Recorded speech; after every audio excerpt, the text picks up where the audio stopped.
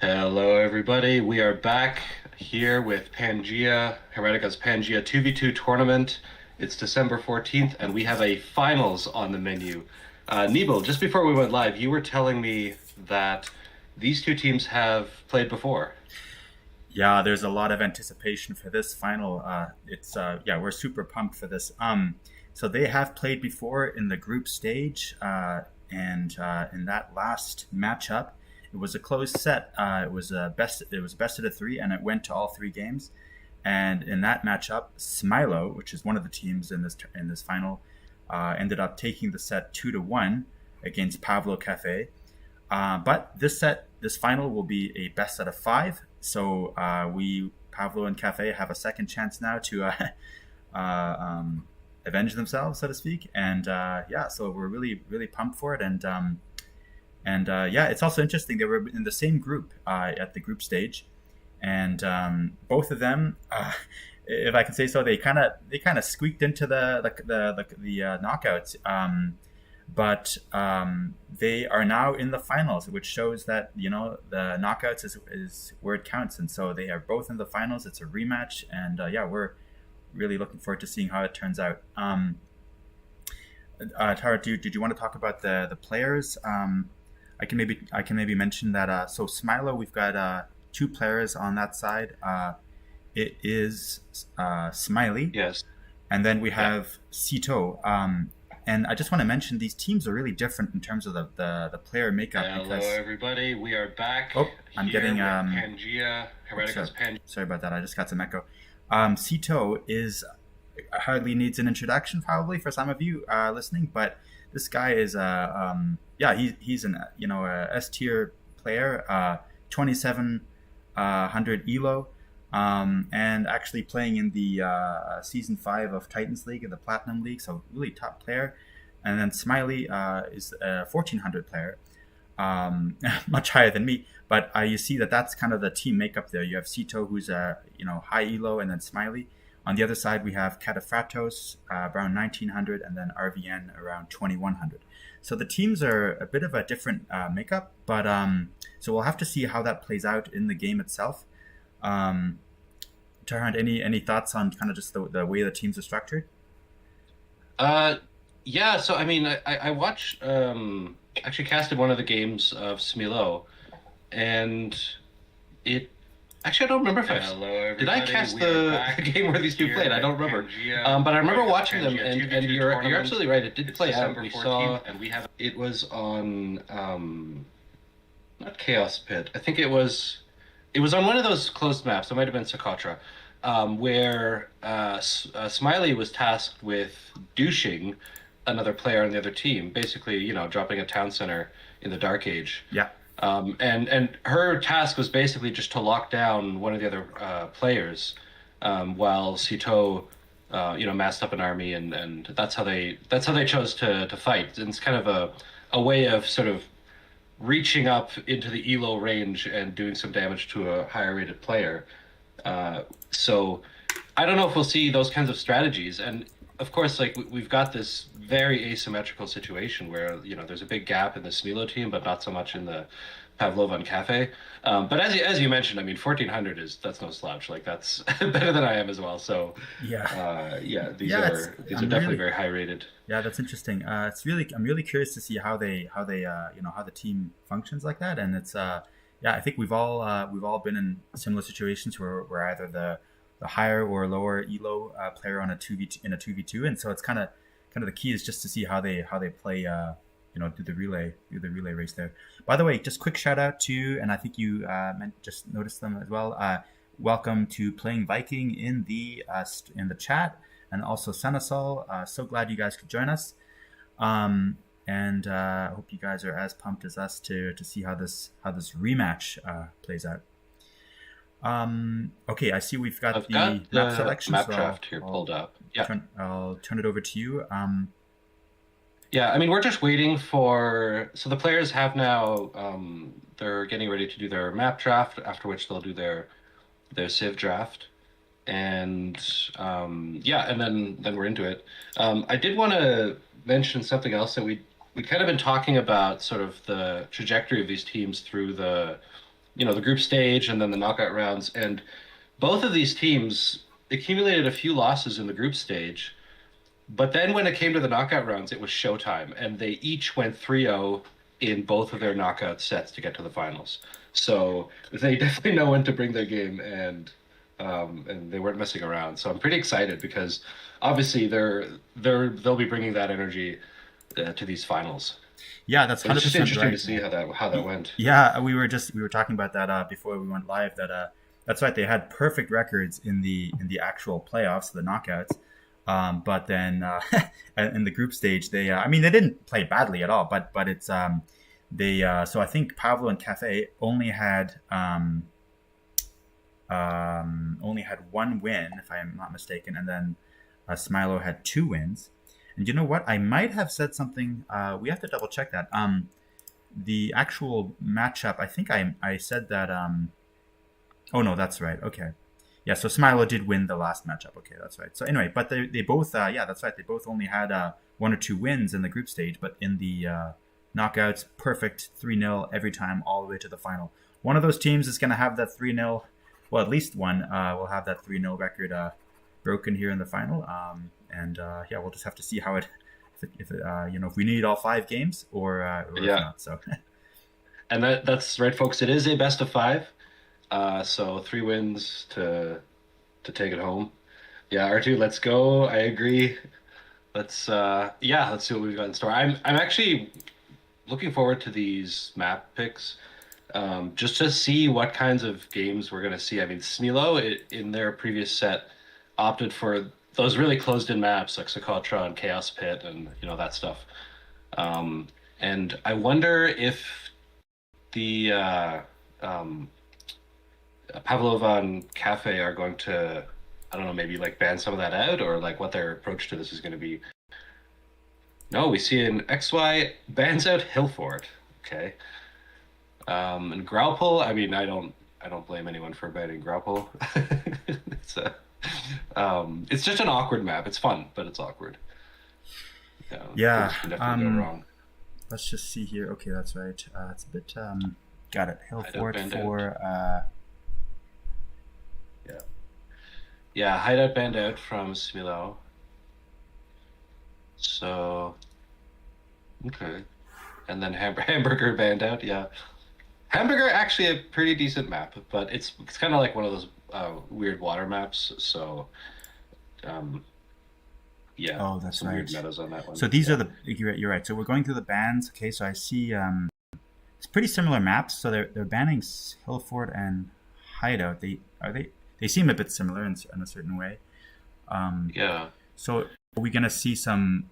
By the way, I was gonna mention this. So I was just looking into some of like Sitaux's playing style, and I don't know if we'll see this in the final here, but just based on what he does so he just recently played in the King of the Desert 6 tournament, if I'm not mistaken, and went all the way to the round of 16 and ended up being up against Viper in that, but he has a very early aggressive play style, if I understand correctly, and just so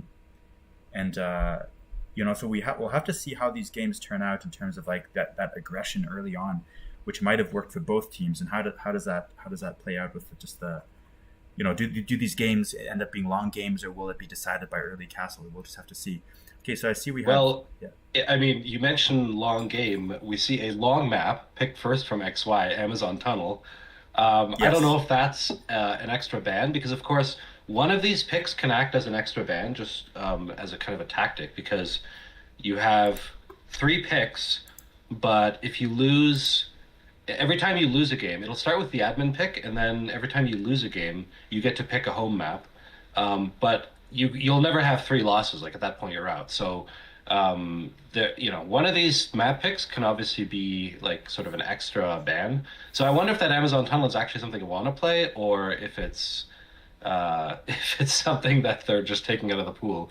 I don't know. I would love to see what these really high-ranked players do with Amazon Tunnel. I think that would be pretty funny. Yeah. And the admin pick is Chaos Pit, so it's going to be starting on Chaos Pit. That's an interesting map, and Yeah, that's the one where there's a ring of trees and no gold in the middle, and you have to chop your way out Yeah, to the gold on the outside. Definitely, Tower Rush City, lots of things that can happen. Players obviously have to like send their vills out to the edge, uh, right. immediately to start chopping. You know the one, right? Yeah. Um, the I was gonna say that interesting commentary here from people in the chat. Yeah, Amazon Tunnel apparently hasn't been seen in the tournament so far, or maybe it has, I but think, yeah, it has. It oh, it was in has. one of the Okay, other brackets. okay, it It was. Okay, was, it was. yeah, Um, yeah. yeah. So yeah. Okay. So we have Chaos Pit. So I was gonna say that of these map selections, I mean, it looks like X Y. They're a bit more, banking on the longer games. I mean, both Amazon Tunnel and Lombardia kind of favor, um, kind of Yeah, turtling a bit at the long rush beginning. distances for sure. Yeah, Yeah, turtling a bit. We have kind of shared yeah. bases. Those are my style of maps. So I guess I I guess agree. I No, I, I, yeah. I love this. And then on the other side we have two Nomad maps picked out from Smilaux, right? We have African Clearing and just Nomad. Both Nomad starts, and yeah, so that's interesting. They're definitely aiming to play one of those if they lose. Yeah. But uh, let me see if we have. Okay, so we're already almost into the Civ draft. So I'm going to pull that up now. Okay. Uh, Yeah, I was gonna say just very different style of map. Um, yeah. and one of them, I think, the Smilaux team, a little bit more leaning towards the open aggression, and then the XY giving the indications of kind of turtling more, aiming for the long game. But that's just my uh, just from what I can interpret from the map selection so far. Okay, so do Yeah. we have the Civ picks happening now, or Yeah, I've pulled them up. okay? Do you mind carrying it for just a minute? I'll be back in Yeah, just a no moment. worries. All right, so all right, folks, we've got now the Civ picks here. I can see right away we've got a range of bands. But these days there's so many civs to pick from. I don't know if it doesn't mean too much at the moment, but um, we'll have to see how many of these picks. It'll be really interesting to see what the players start with and what civs they kind of keep for later in the series. Um, Obviously, you don't want to leave something too good for the last two games because you can't assume it'll go until there. Okay, so far we've got a couple of bands here. We've got the interesting. So we've got Spanish. Both sides have banned Spanish. Nobody wants to see Oh, that castle drop. and you I know what guess. those are? Those are Nomad bands. I'm pretty Right. sure. Okay.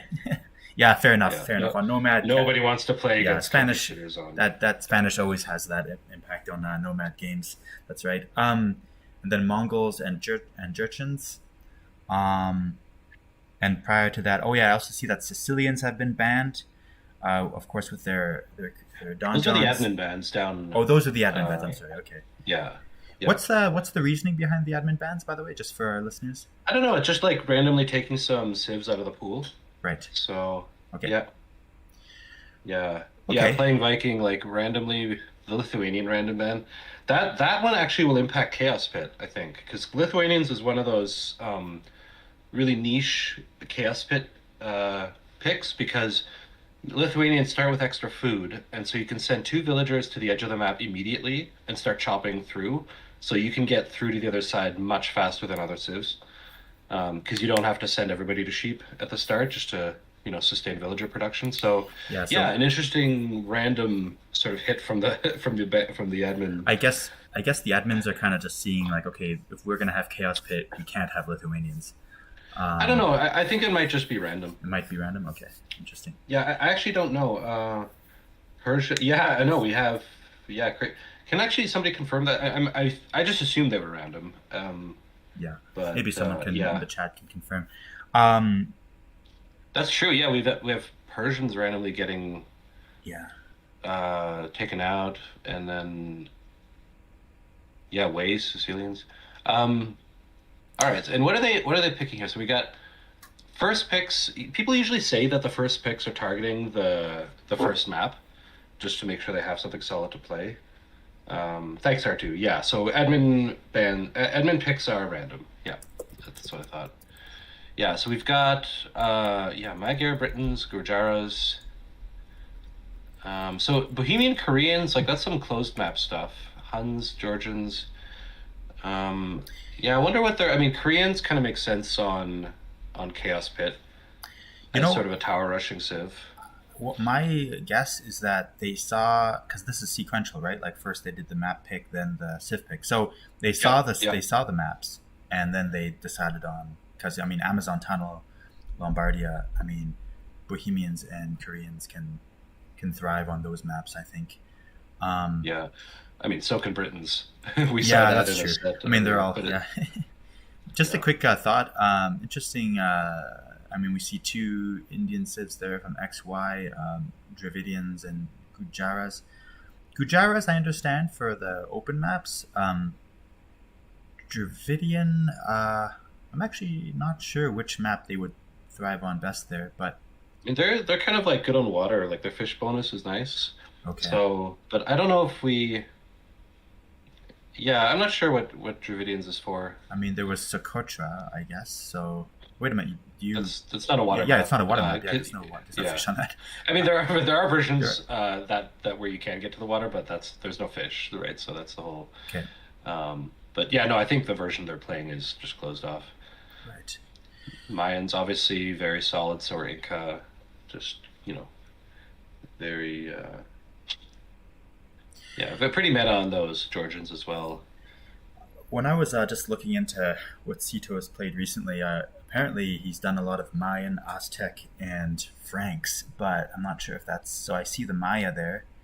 Um, That's yeah, but Mayans is a Sito pick for sure. I think I saw him play that in another one of the matches this tournament, and just coming in with like huge masses of archers right. as Mayans do.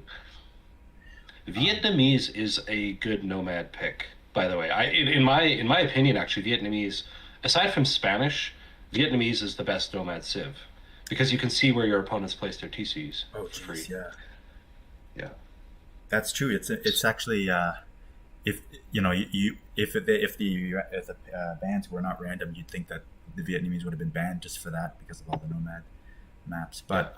But yeah, that's a great selection there from XY because the two map picks from Smilaux were those nomad maps. So Yeah. Tarrant, do you mind just taking it just for a couple seconds? I just have to check my Mhm. my audio. Just I'll be right back. Yeah, no problem. No problem. Yeah, and we have Kumans coming in. That's interesting. So Kumans might be targeting some of those closed off maps if they get to them. I think maybe now they're anticipating what happens if they start winning. Italians obviously also pretty good on Nomad, generally just really solid. But yeah, Kumans always make games interesting because just picking Kumans in a game kind of defines the game in a way because either it's hyper aggression, but much more likely that second TC in the feudal age that kind of causes your opponents to have to do something about it. Either just going for a really fast castle, pure greed, or putting on pressure, which is the more common situation. Malians as well. Malians obviously good on Nomad too. Um, and then Khitans, um, yeah, Khitans are actually they've got those +2 scouts in the feudal age, so pretty strong. So I wonder if we're seeing sort of the secondary maps being targeted here. A couple of the open ones. I mean, African clearing. It's hard to know which ones they're going to be picking since Smilaux have picked two. They've African clearing and Nomad have been their picks for like they've picked both of those. Um, if they lose their second game, I'm betting we're gonna see Socotra. They've favored that map in the past, but if they lose a second game, they're going to go to one of the Nomad maps. Geez, Socotra. Where Not my favorite map, but Yeah. Well, Tough to yeah, play on it's for sure. interesting though. I think they do favor that one. Do you think so? Okay. And yeah, I think so. They've had success on it in the past. And then the thing is, so there's, Haboob and then Amazon Tunnel and Lombardia. I see Amazon Tunnel and Lombardia as pretty similar. Like you mentioned, like bases together, long rush distance. Um, I'm betting that if Smilaux lose a game, they're going to go to Socotra, or they will pick Socotra at some point. But XY, I don't know if Haboob is going to be one of their picks or if they're just going to go for Amazon Tunnel Lombardia. It might be that Amazon Tunnel is just a ban and it'll be like Haboob Lombardia, Okay. but I'm not 100% sure. By the way, so just maybe explain for folks listening, like how many picks do they get? For some reason, I'm kind of surprised at how many they've got. Yeah, I mean, that's great because that means they can really rebound if something doesn't work out or they're up against a really tough matchup in the first game or whatnot. But how does that work? Do you know? Or? yeah. I mean, it's they get.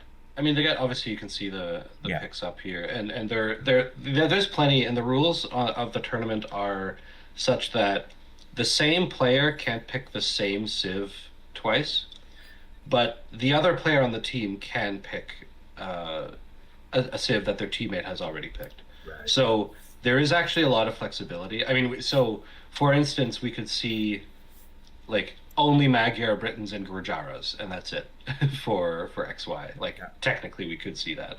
So it's a bit hard to say with all these civ picks. Like they're kind of just like laying out like a buffet of civs. Yeah. But they can stay really focused on a certain number of civs if they really want to. And like if we go to both of the Nomad maps, for instance, they could have Vietnamese on both of those games if they Right. wanted to. So yeah, it is like it's not like you only get one pick of each civ. You can do repeats if you want to. You just have to give it over to the other player. Right. Just a quick mention. Some funny comments here. I kind of missed it here. So playing Viking says Saracens looks like they need some coaching. Maybe some. Oh, why? Is there something wrong with Saracens? I don't know. I always thought Saracens were a good pick, but I think they're good. yeah, no, I like I guess it's Maybe that's why. some chirping in the chat, but anyway, I didn't catch the whole context. And by the way, I'm seeing they picked Franks, so Smilaux. So I was mentioning Maya, Frank, Aztec. XY did get the Aztec selection. Yeah, actually, seeing Franks as like the last pick, that's kind of surprising. Yeah, okay, that's interesting. I guess they've got their other options. Yeah. They've got Georgians and Slavs earlier than Franks as well. Portuguese picked here, so Okay. that's also one we might see. And so one last time, or rather, like, do they can't both pick the same civ? It's either one or the other gets it. Yeah, they can't pick. Yeah, they can't both have the same civ in the Right. same game. That's Yeah. neat. So they kind of went for the first four selections there: Bohemians, Koreans, Magyar, Britons. You can really see which are the meta for team games there a little bit. Anyway, all good civs. Bohemians, I love them. Yeah. Okay, I think that wraps it for the civ picks in the sense of like them picking the civs. So are we tracking if they're Yeah, so they have created their lobby. okay? I think they're just getting ready to launch the game, and there will be I think a 2-minute spectator delay. Okay. So we will have to wait for that to elapse before we go. I'm trying to see where I can actually see the lobby here, so we can jump in right when they Sure. get started. All right, guys, are you pumped? Here's the the stellar level. This is the highest, I guess so, the highest level in the tournament, and then here we have a final, the rematch. Really curious how this is going to go down. So Oh, it's gonna be really fun to watch this, because they're like we said, like these players, in the group stage, they dropped some games, but then when it came down for the knockout rounds, neither of these teams dropped a single game. yeah, They were just like eye on the ball, they're going all the way. So we're gonna see that energy here coming to a head in these finals. yeah. It really speaks to how I always say this to folks, like even if their group stage is rough, like once you're in the knockout, anything is possible, and that's what we're seeing here. The two teams that I think they were third and fourth in their group, and now they're in the finals. So really fun to see a rematch, and yeah, we'll see. Also, like if for anyone who's seen the first set, it'd be interesting to if you can share in the comments like how they might be, or maybe we can ask the players after the set like how they changed their plan based on the first set. And we saw, actually some strong teams getting knocked out as well. Like BG was 4-0 in their their group stage. Yeah. Dev Blooms also very strong. Like we're 4-1. Bober Kebab. Carry and Cactus as well. Like lots of strong showings. Yeah, that's right. All around here. Some really strong teams there. Obviously, this is stellar division, so they're all solid teams. But you're right there, BG. I guess they went out in the it was in the semifinals, I guess. Yeah, actually, I can look at see where they went out. Yeah, I mean Smilaux knocked out BG, and then Pavlova&Café knocked out Carry and Cactus. Right, that's incredible. And then in the group stage, and Pavlova&Café also 3-0 Dev Blooms. Yeah, and then Bober Kebab got knocked out by Smilaux. Yeah, and Smilaux had actually lost to BG in the group stage, so they had a rematch and they won 3-0. So just shows you in the again, like this set here, we really don't know what's going to happen. It's could really go either way. Is it me or does the boar look like a rat? I don't know. I don't know. The chat's having fun with that. I don't even see a boar, but I guess it's somewhere. Oh, it's in the bottom right. Yeah, there you go. It's like a volcanic rat there. Oh yeah, that the piggy. Yeah. So I don't know. So this is the prize pool actually jumped. It's up to around 450 €450. So big hats off to everyone who's been watching the streams and making this tournament. Yeah, and the prize pool increase is due to people anyone that made contributions to the channel on Twitch. Yep. Those went into the prize pool. So and increasing the winnings, raising the stakes for the players. That's all really great. Very much a community effort. Absolutely. Yeah, so I think they've got their lobby. I think they had to recreate the game, so we're just kind of waiting for these players to get that started. Yeah, getting their lobby settings straight, making sure they don't accidentally start on a tiny map. Yeah, like that one time. I was just clicking refresh and wondering if so they're going. Okay, I got it. All right. Yeah. Okay, so we'll see what we see there in the first game there, which civs get picked. And as the set continues, I guess it'll be the selections will get always a bit more challenging, because your top civs might have already been taken, so you kind of have to work with what's left. Yeah. Although like with the civ, I don't think they'll be limited in terms of their civs. Like the flexibility is such that they can kind of. It's more the admin bans on the civs are kind of the big civ stuff, right? Because they only get 2 bans each, right? They got, and they both opted to ban Spanish. Jurchens, I understand Mongols. I mean, not wanting to deal with Mongols, I get, but like Jurchens, I'm less familiar with what that civ can do. Do you have a sense of why somebody would why they'd want to, like, what is, what is crazy about them? I can, I'll just look it up now, because we might end up seeing them. I was actually, was playing them quite a bit. So they are cavalry and gunpowder, but gunpowder, it's really these elite fire lancers that have really taken the scene by storm. So they've got the fire lancer, and then their scout bonus is actually pretty good. Mounted units attack 25% faster. Yeah. So they can come in with like some. Yeah. Their scout rush can be pretty strong. Yeah, they have the grenadier. I haven't really. But I was going to say they're actually one of the civs that weren't they nerfed in one of the latest 2 patches because of they were just running away with those Um, sorry, aren't they the ones with it? Or maybe I'm getting mixed up. But the The ones Iron with Pagoda, the elite unit, no, no, or the no, the Grenadiers? like the farms, but the Oh, the or that I might be mixing it up there with the Ketons had that maybe. yeah, Keaton's also really really strong early, but yeah, I don't remember. I think they did nerf the food income from the what are they called? The pastures or something? Yeah, that's right. So no, it's not. Yeah, It's not the Jurchens. They have farms. So I'm getting mixed up. The Ketons have the pastures. So it was the yeah. Ketons who were nerfed. So Jurchens, I guess it's It's really just probably down to this mounted bonus. right. And they also get a nice little food bonus. Their livestock and hunted stuff doesn't decay, Yeah. so that might account for why those got banned out.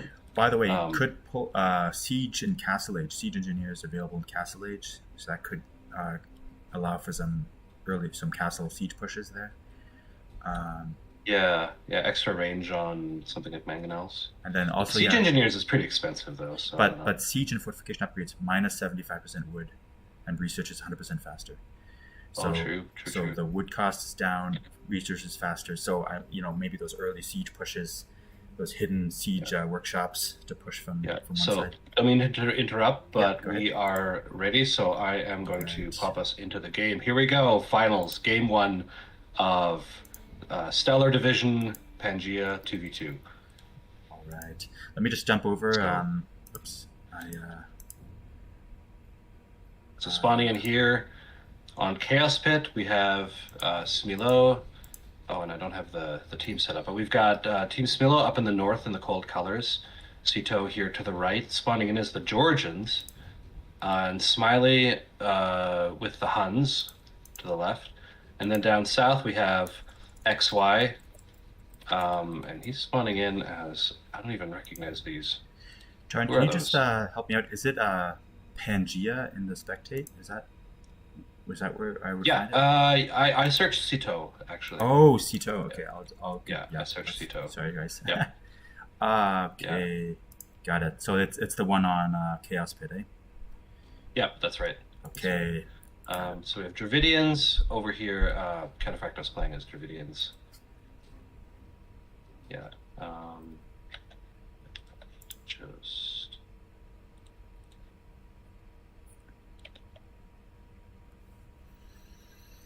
All right, I'm just switching over here to Capture Age. Just bear with me for a second.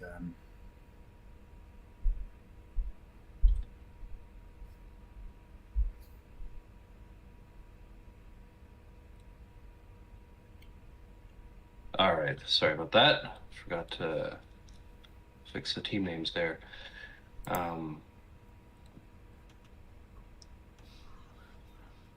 Yeah, and Ketons. As ex-wife, loading in his Ketons. So these civs, I don't fully understand uh, why these particular civs. I think Dravidians I can see because of their solid skirmishers. And since you don't have gold, that's kind of your only ranged unit in the feudal age here on Chaos Pit. And so that maybe getting a massive early skirmishers out can be a strategy. who Um, who are you talking about now? we've seen. The I'm talking Ketons? about Kataphratos with the Dravidians. Dravidians have those skirmishers that fire faster. Right. Okay. So, yeah. And then I say there's no gold in the middle. There is a tiny bit of gold in these foxes. Oh, that's If you right. hunt the foxes, you get a little bit of gold. And those two relics, yeah, that are the foxes are Oh guarding. yeah, there's a couple of relics. Yeah, if you get to castle That's for right. sure. One other notable thing about this map is these patches of food in between the players by these shrines, Hmm. and the confident players can kind of move up and start taking those. It obviously leaves your villagers a bit vulnerable, but it also means that you get an extra source of food. So if they opt to sort of confidently go forward for that, then they may secure an advantage for themselves, but they may expose themselves to aggression as well. Right. Meanwhile, so we see, and we can kind of see how these players have sort of divvied up who gets the safe food, because it's north versus south, right? So the food in between the two bases on the north side, that's kind of the safe. Same with the south. So it's Sitaux and Kataphratos that have kind of been assigned the nice, free, safe-ish food between their bases. Sitaux and Kataphratos, eh? Yeah. Just a couple things to mention. So really interesting how Team Smilaux are both cavalry civs. I mean, Huns do have the cav archer, but Khitans, they have, just from the civ picks, they have, so Dravidians, of course, have horrible cavalry there, but so they would be going archers, I suppose. But Khitans do have the heavy camels. So hang on. Don't mean to interrupt, but oh geez, I think Smiley is gonna douche. Okay, we're seeing yeah, we're seeing this. That's what's happening. Okay, all right. So we'll see if they can pull this off. So much for heavy camels. Yeah. I don't think Castle Age is on the menu anytime soon, at least for Smiley. So yeah, not actually that surprising. This is a strategy they've opted for on previously in the tournament. Yeah, Danny, you mentioned Khitans are strong. Yeah, I see Khitans as kind of like a type of Magyar, because they get +2 on their cavalry in the feudal age. If they get that first, they get double the effect of their melee blacksmith upgrades, which is really strong. But I mean, XY here is heavily under pressure, and he's almost up to feudal. So we've got feudal age up for basically everyone except Smiley. Sitaux's up, and then XY's up, and then Kataphratos will be up shortly. But in order to counter this douche, you need wood to repair your town center. That's kind of the most important thing to keep it up. Right. And I was gonna say, it looks like XY has a good amount of woods. Go ahead. Yeah, I was gonna say I'd be curious to know if this is gonna pay off, because it's I mean they're behind in the score quite a bit. I mean, obviously if Yellow loses his TC now, then everything changes. But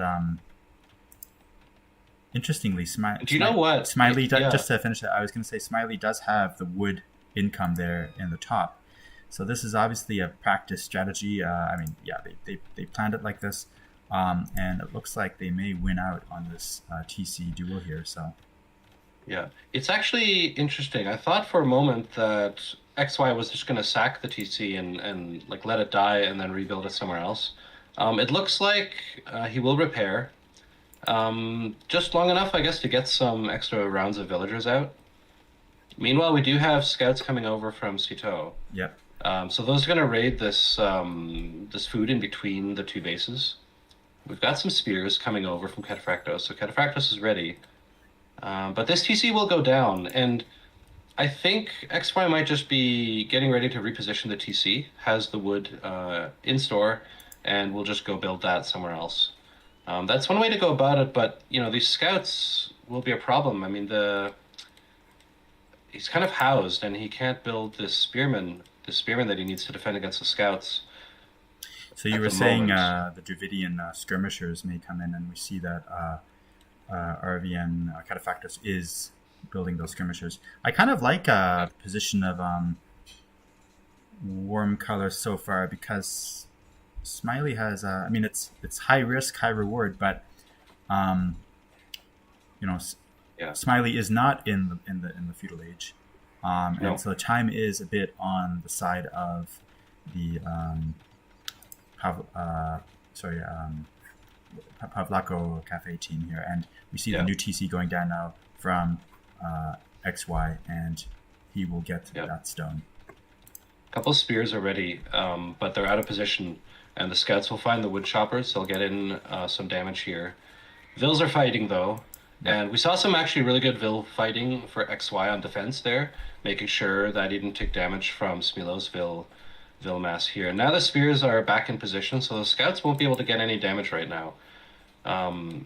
And Smiley's coming over with the Vils. Actually needs to be... XY needs to be careful not to let these spearmen take hits from the Vils. Yeah. Because if the Vils kill the spearmen, then the scouts can have free reign. I guess those Vils are going to be dropping towers here, or... I mean, they can't. They're not in... they're still in Dark Age. Yeah. I guess they're helping out the scouts. Yeah, it's just Vil fighting. Yeah, just Vil fighting. Yeah. Oh. Yeah, Okay, it's Dravidian, definitely an awkward thing to deal with. yeah, Dravidian skirmishers moving up on the right side of the map there, but blue does have the answer of his own skirms. Yeah. Yeah, so Kataphratos doing his level best to sort of put on some pressure on Sitaux while this happens, but it just looks like there's too much here. The spears did go down, and now the XY's villagers have to get out of here for now. Has lost two and has been pushed off of wood, but a good second TC positioning right next to some stone and right next to some wood, and he's got a couple of those pastures up. So we'll be able to keep his economy moving while they try to stabilize here. Yeah, it's really And I think, yeah, just Kataphratos seeing what damage he can do here on Sitaux. Has a decent force there, but not really able to do too much economy damage for the moment. it has pushed Sitaux off of the free food, Okay. off of those berries. The chickens are gone, but the berries have been denied for now. We have also, everyone is, I think, through on the wood, except, of course, XY, who can't move out to the wood. Actually, XY is moving back out to the wood and Vil fighting again, trying to retake that position. Oh no, we see here Kataphratos' army may be about to be surrounded by Sitaux. We see a really nice force of these spears are absolutely critical. Yeah, and keeping those Sitaux has some skirms that can maybe pick at them. Yeah, and those spears are going to go down. Yeah, I'm. So these skirms are going to be cleaned up now. Yeah. Yeah. Kataphratos knows he's going to try to get some hits in on the opposing skirms, but actually Sitau's keeping them away and just going to let the scouts clean this up. We've got a big team wall, or a big wall coming in for Kataphratos. And Kataphratos is through. He hasn't really done anything with being through yet. But meanwhile, XY has managed to secure his wood positioning again. Yeah. There were a couple of pastures there that were important. Yeah.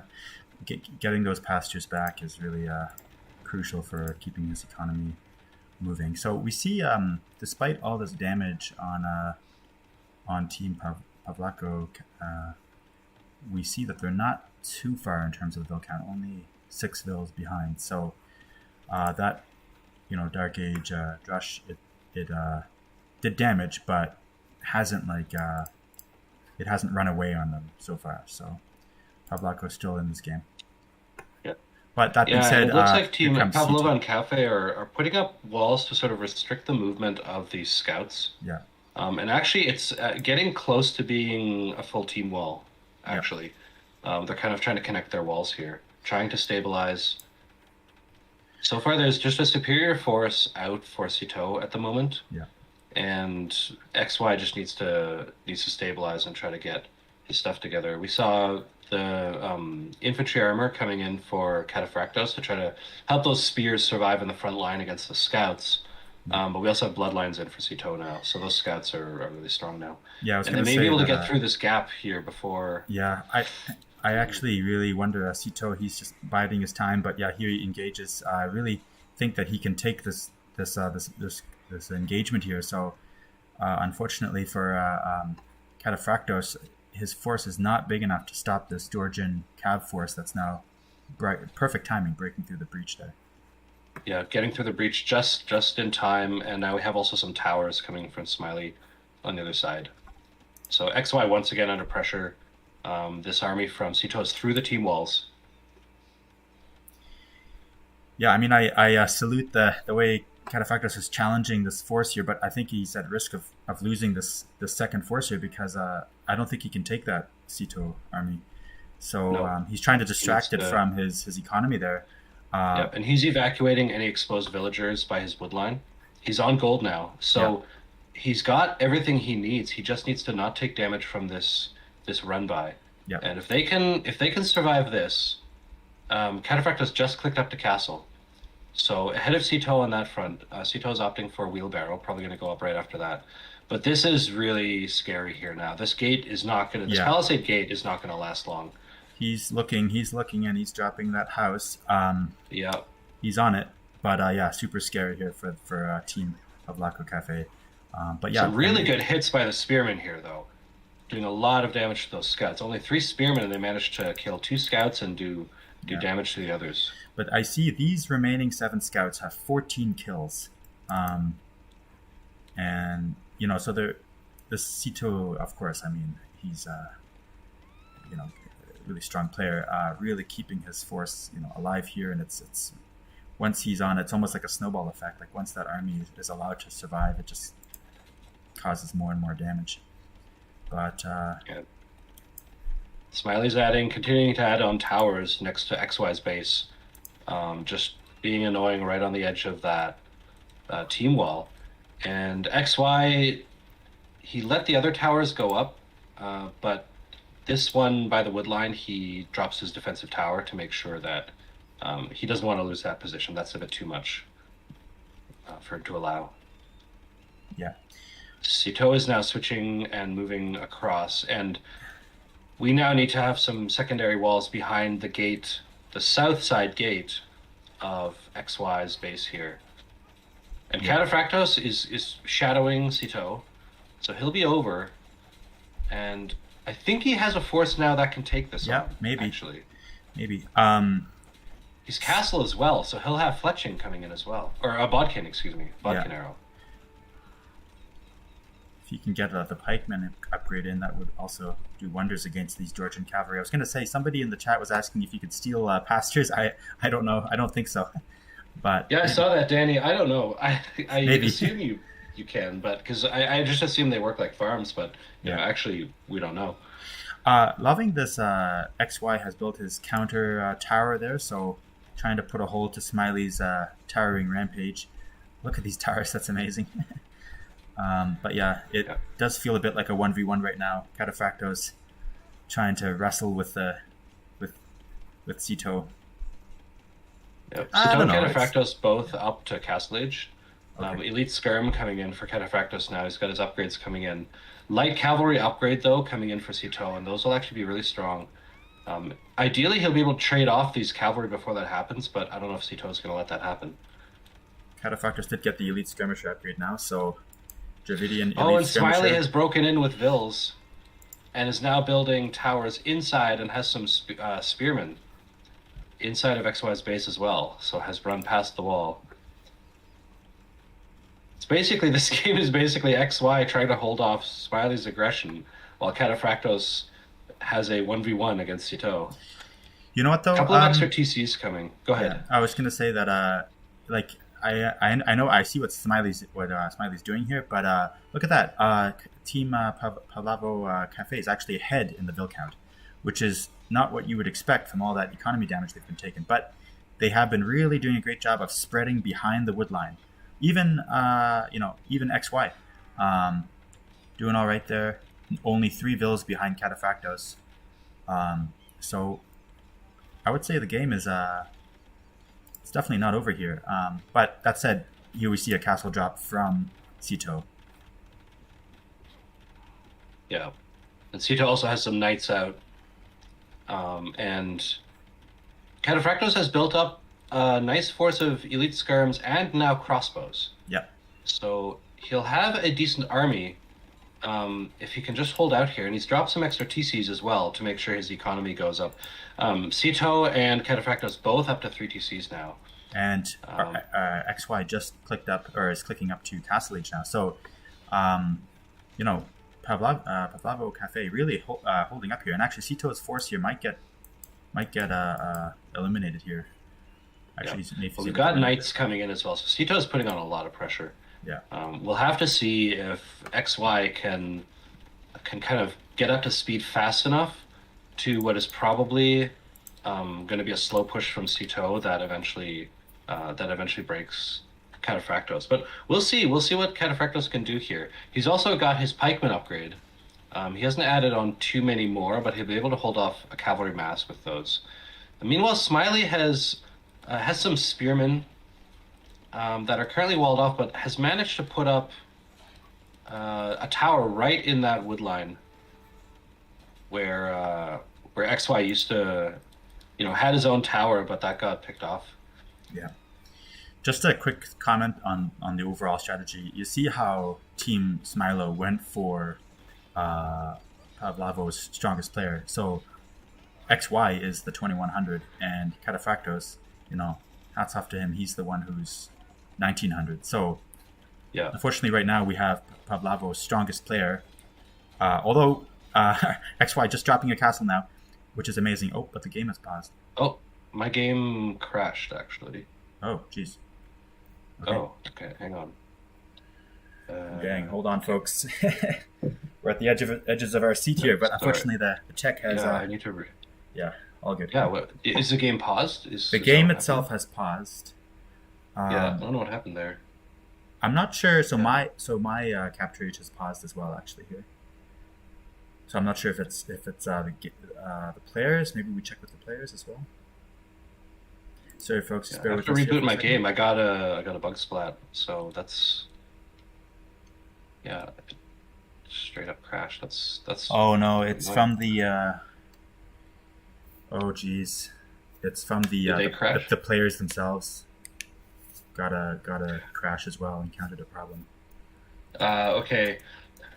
So all right, folks. Looks like we have some technical issues here. So they may be able to restart from a save state. I don't know if that option is there. We'll have to see what the. Yeah, we'll have to see now. They figure out here. Yeah. The plot thickens, folks. Bear with us. Yeah. Kataphratos had a.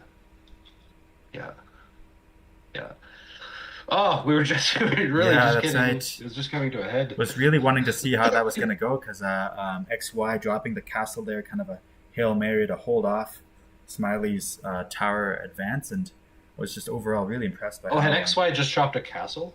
Yeah, XY was just dropping a castle because XY had XY was of course had no military units at all up till the end, but was then dropping a castle. And was going to take out a bunch of Smiley towers in the process, or at least one or two. But folks, just bear with us here. I just got a prompt that the game is over. We're hoping we can resuscitate this game, but we might have to get some tech savvy folks to jump in. Hermetic. I think they're gonna rehost. I'm not sure if it's from save. Hopefully they won't have to start over, but. We'll see. Yeah. We'll see. Maybe we'll just take a second to thank all the folks watching here. Hope you guys were enjoying that game before it before it paused. So I'm just keeping an eye here on the players.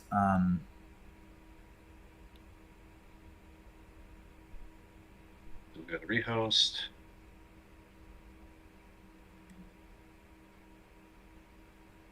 Okay, so obviously the ideal is that we go right back to where we were there and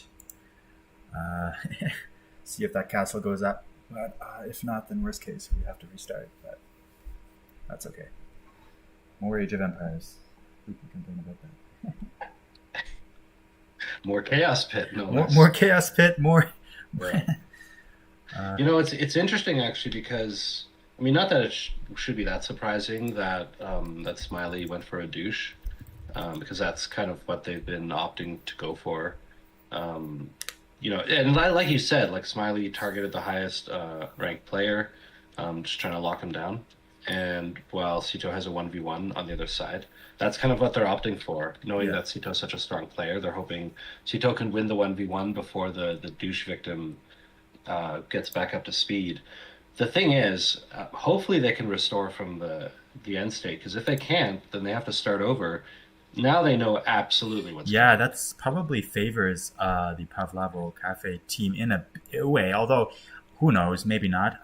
By the way, R2 in the chat was saying Sitaux explained in chat how to restore, so they may have the chance to keep from that point. So hopefully there's a way to restore from that. But the only strange thing is that that error message, so tough, but yeah, I got the same one that actually one of the players posted. Yeah, it's Kataphratos posted it. Yeah. So lobby requires. Okay, so they have it going now. Okay, so let's see. Yeah, they have managed to do that. So is this spectating? Is this working here? Here we go. Okay. All right. I'm going to switch over again. Just give it a second here. Okay, I need to. And I think we're back. Are we back? No, unexpected error. Oh, what is going on here? I need to restart CaptureAge. It is working for a second. Sorry, folks. We'll jump into it as soon as we can. Hopefully, we don't miss too much. I might be back into it. Okay. So hopefully that means there's hope. Okay. Is it? There we go. Okay, we're back into it. Okay, right, we're pretty much where we left off. Can you just keep it paused just for a second longer? I'm gonna hang out. You can just catch up to live once you. Did are they playing again? Yeah. So if you same way we found the game originally, you can go and find it there. Yeah. I got a thing saying it timed out, but anyway, it's okay. All right, I'll just catch up. Yeah. Go ahead. Yeah. So we have a Kataphratos dropping a defensive castle here, and has a mass to defend himself against these incoming Georgian Manaspa. So far, Kataphratos looking good, able to defend, and he'll lose the TC, but he has his own castle now to cover. However, on the other side, Smiley is now really pushing XY out of his base, and Sitaux is hovering around with his cavalry. So it may be that XY has to abandon the base that's inside of the ring here on Chaos Pit and move to the outside. But he does have himself established on the outside. He has a TC, he's up in Castle Age, he's got a castle where the gap is. And Kataphratos is now reinforcing him with his own army. And this is a very capable Dravidian army. He's got pikemen and a mix of skirm and a lot of crossbows.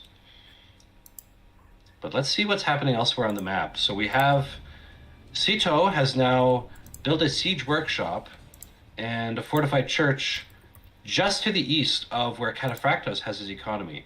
So he may be under pressure very soon from a monk siege push. Meanwhile, he has sent some vills over to the west side to build an extra TC, but that's right where Smiley is about to chop through, and Sitaux is just hovering there with some cavalry ready to go. Smiley's also up to castle, has some knights out as well, so definitely did not fall behind on the tech timing.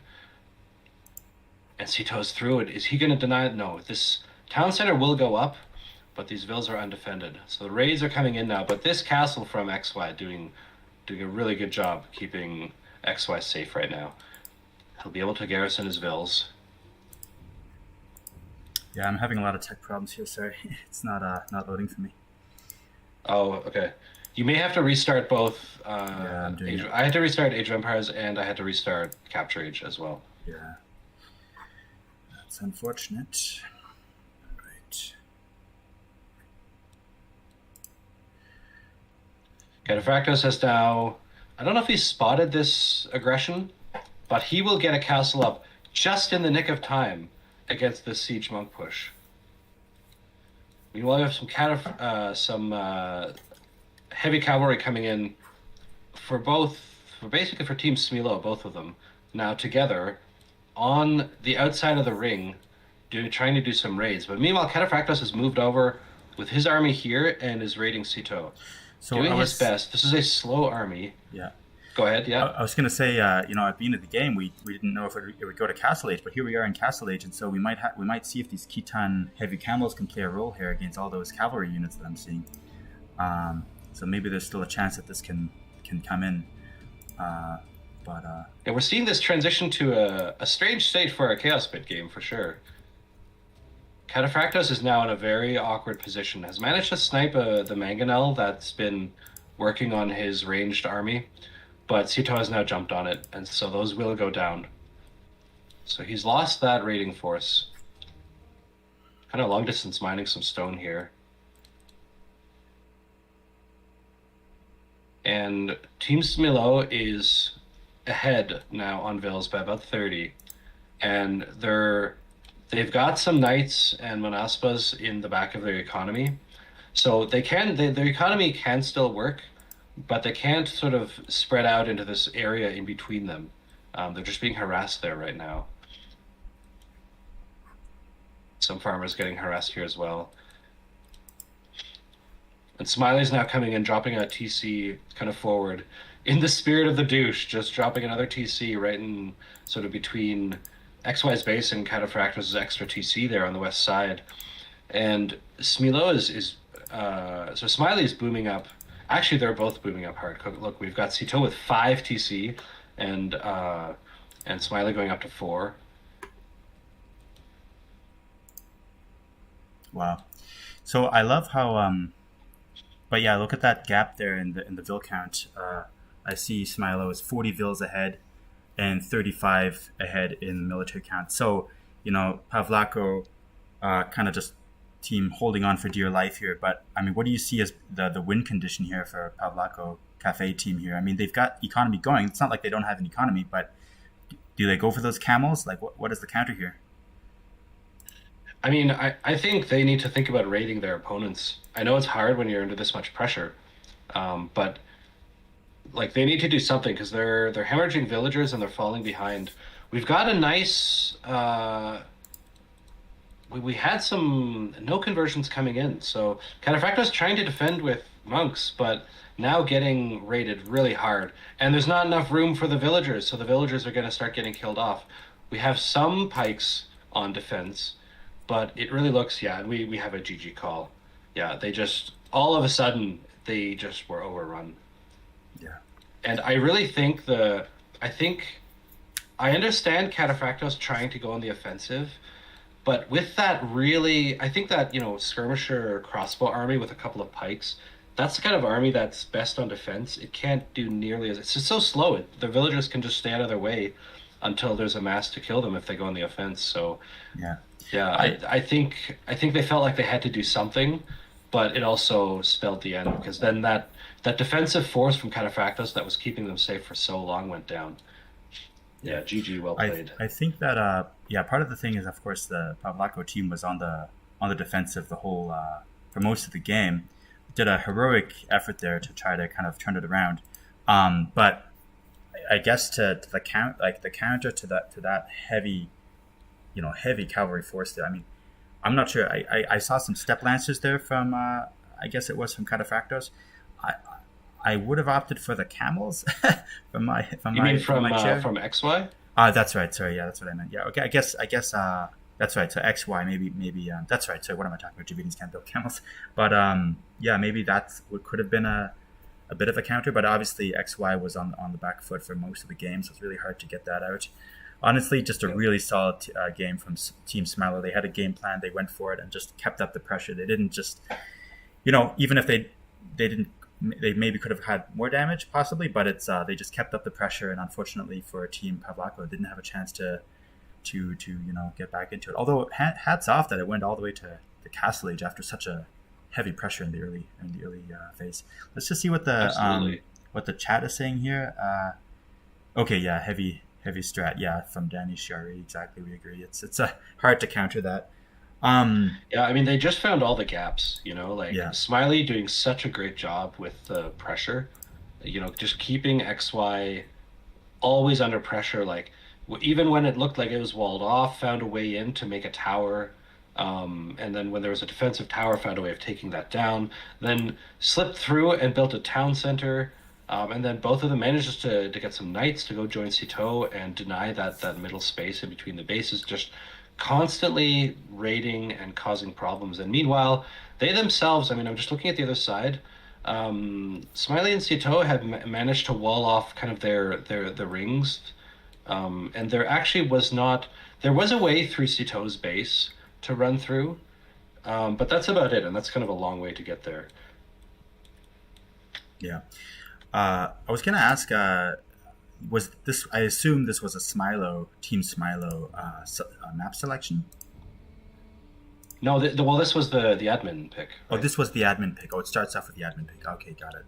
Because it really played into Smilaux really, they just had such a great strategy. They were really happy with this admin pick for sure. Yeah, I agree. So guys, the onus really now is on Team Pavlova, and I think they've got it in them to do it.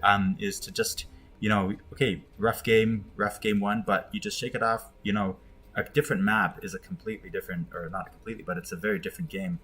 If the next game is Amazon Tunnel or Lombardia, we might end up seeing a very different situation. So we'll have to just keep our eyes on that.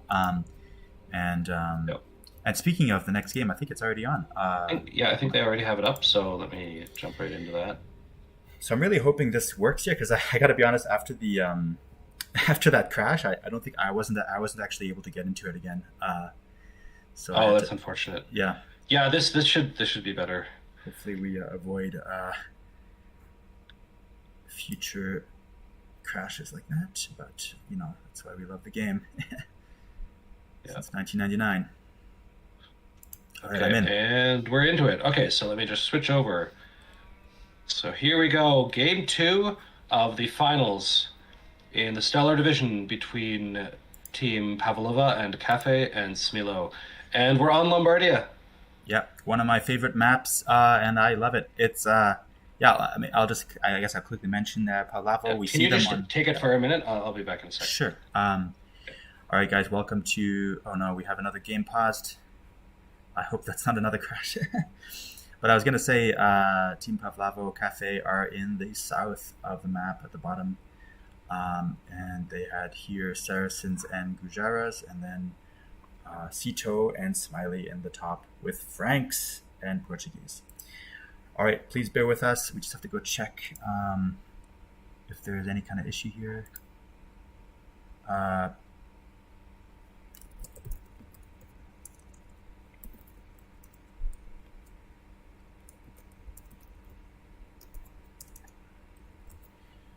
right, bear with us here, folks, for a second. What happened? Are we on a tiny map? No, it's the game is paused. It could be that. It seemed a bit small for me, but it is a 2v2, so let's see what. Yeah, maybe check out the chat there. It paused all good. Yeah, I think maybe they just need.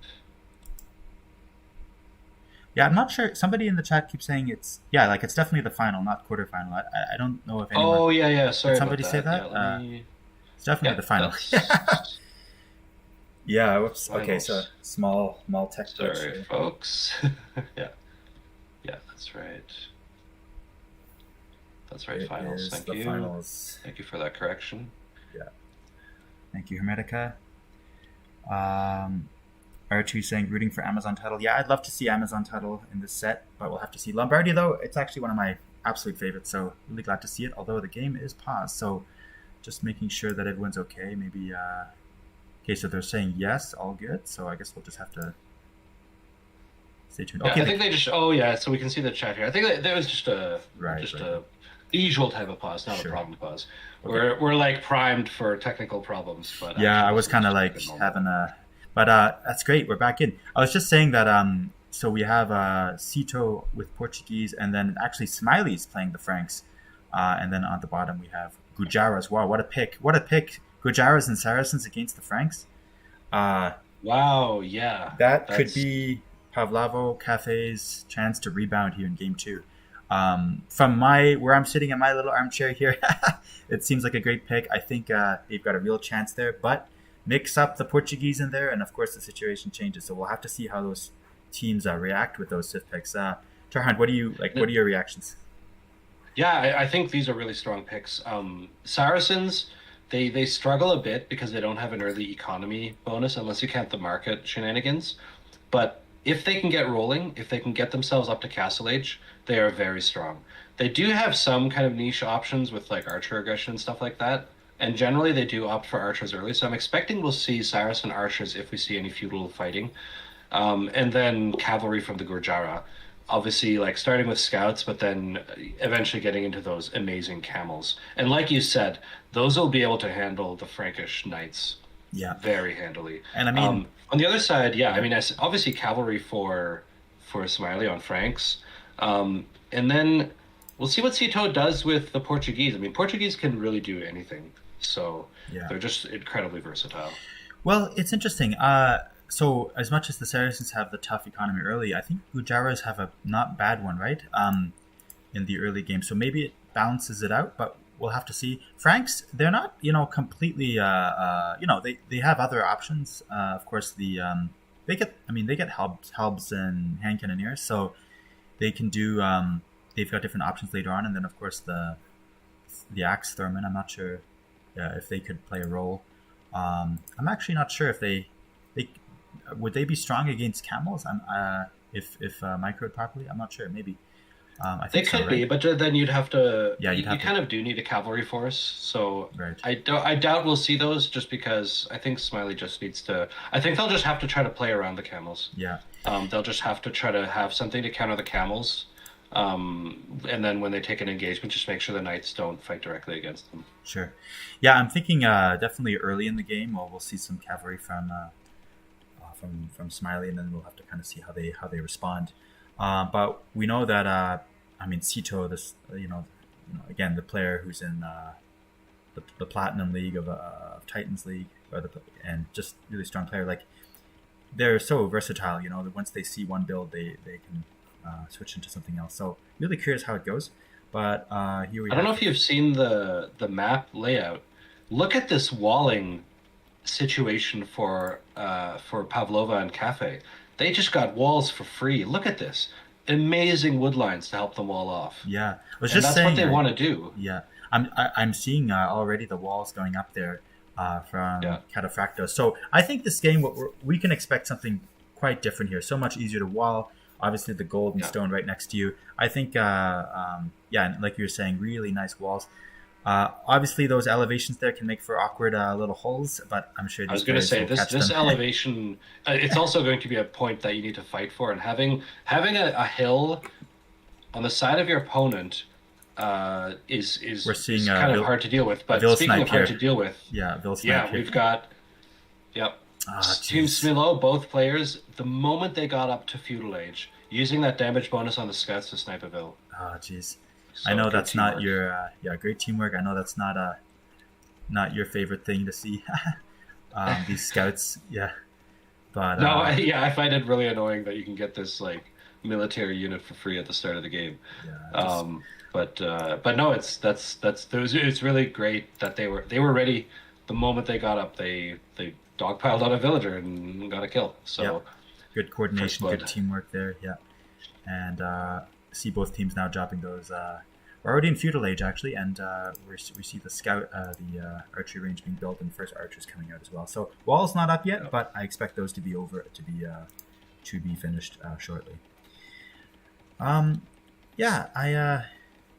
just really like this map. I'm just looking at the gold and stone placements nearby. It seems more or less pretty even. I think the only weakness in the map of Pavlova&Café is this east side in front of XY.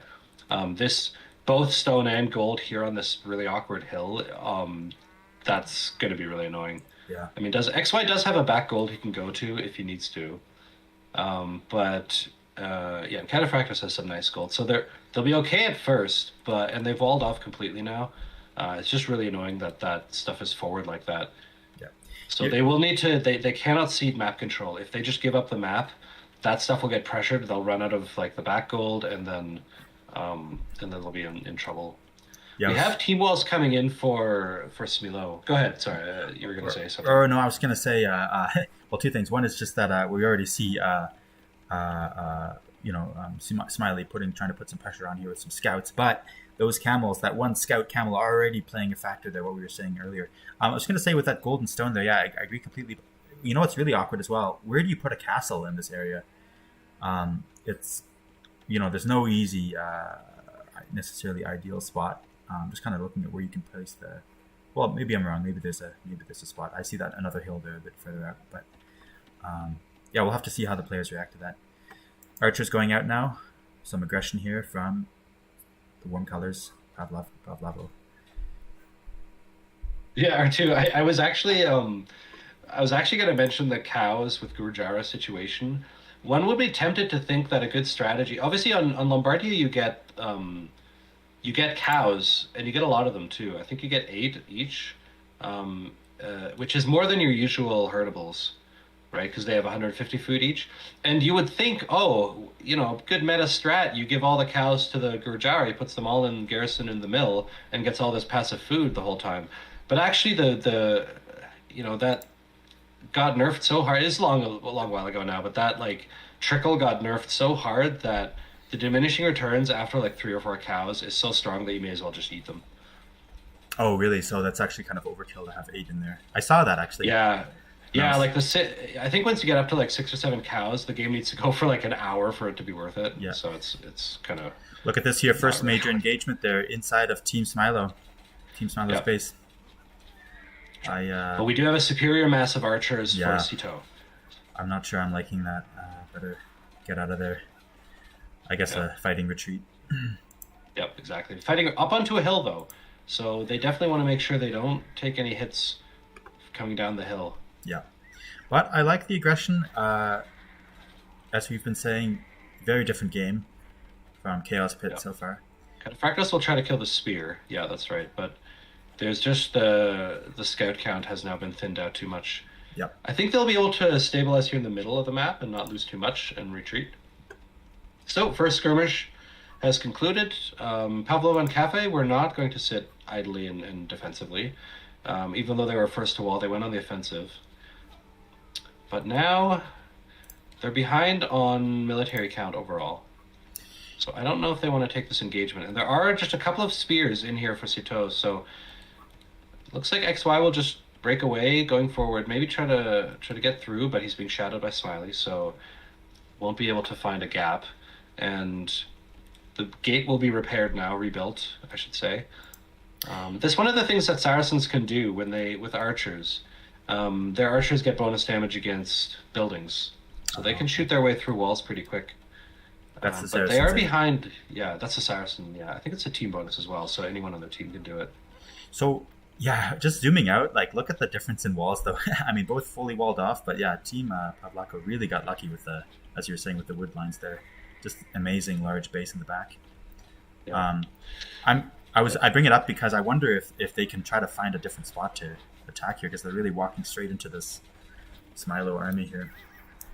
Yeah, and a good trade now for Pavlova&Café, with XY and clearing out the front line, and Sitaux now having to back off. But all those scouts from XY were low hit points, and so they can't follow. Yeah. Take some damage on the way back, but now actually we have the. We have that and Sitaux was Saracen, trying to sneak out with some archers here. We have that They'll Saracen. break this gate for a second time. Yeah, I was going to say we have that Saracen bonus there against that you were saying coming in right in perfect time. Yeah. Castle Age up for both Sitaux and Kataphratos as well, though. And they are through, but the army count... so Smiley has dropped a tower here to keep the wood line safe, and seeing a market come up for Castle Age. We'll probably see XY clicking up here pretty soon as well. I think Smiley might be up first. Smiley doing some market shenanigans to click up. Yeah, and there goes Smiley, and XY is almost there. But focusing on this aggression for the moment, if they can get past this archer mass from Sitaux, they'll be able to pressure the gold. They'll be able to cause some idle time. Sitaux adding more, another archery range can amass even more archers. So kind of being annoying, but not having really caused that much economy damage just yet. Well, Well, maybe so just I say that. Yeah. Go ahead. Or I was going to say, like, they did force those gold miners off. So even if it's just, what is it, like 8 or 10 vills being idled there for a little bit, every little bit counts. The vill count is pretty much smack even. And actually, Pavlako, as the army count has really switched around, and they now have the numbers. Although, as we mentioned, XY, the last to come to Castle Age. But if they can capitalize on this push here, then maybe that will not have too much of an impact. Although look at that, here come Sitaux's upgrades. Nearly identical castle times for Kataphratos and Sitaux, and they're both getting bodkin and crossbow. And they saw Sitaux go up. They know those are about to be crossbows. Yeah. So they need to back out. I wouldn't have minded, by the way, when Kataphratos was in Smiley's base. I wouldn't have minded just shooting those farms. It's damage. Oh, that's right. It's a real pain with the lost wood and everything.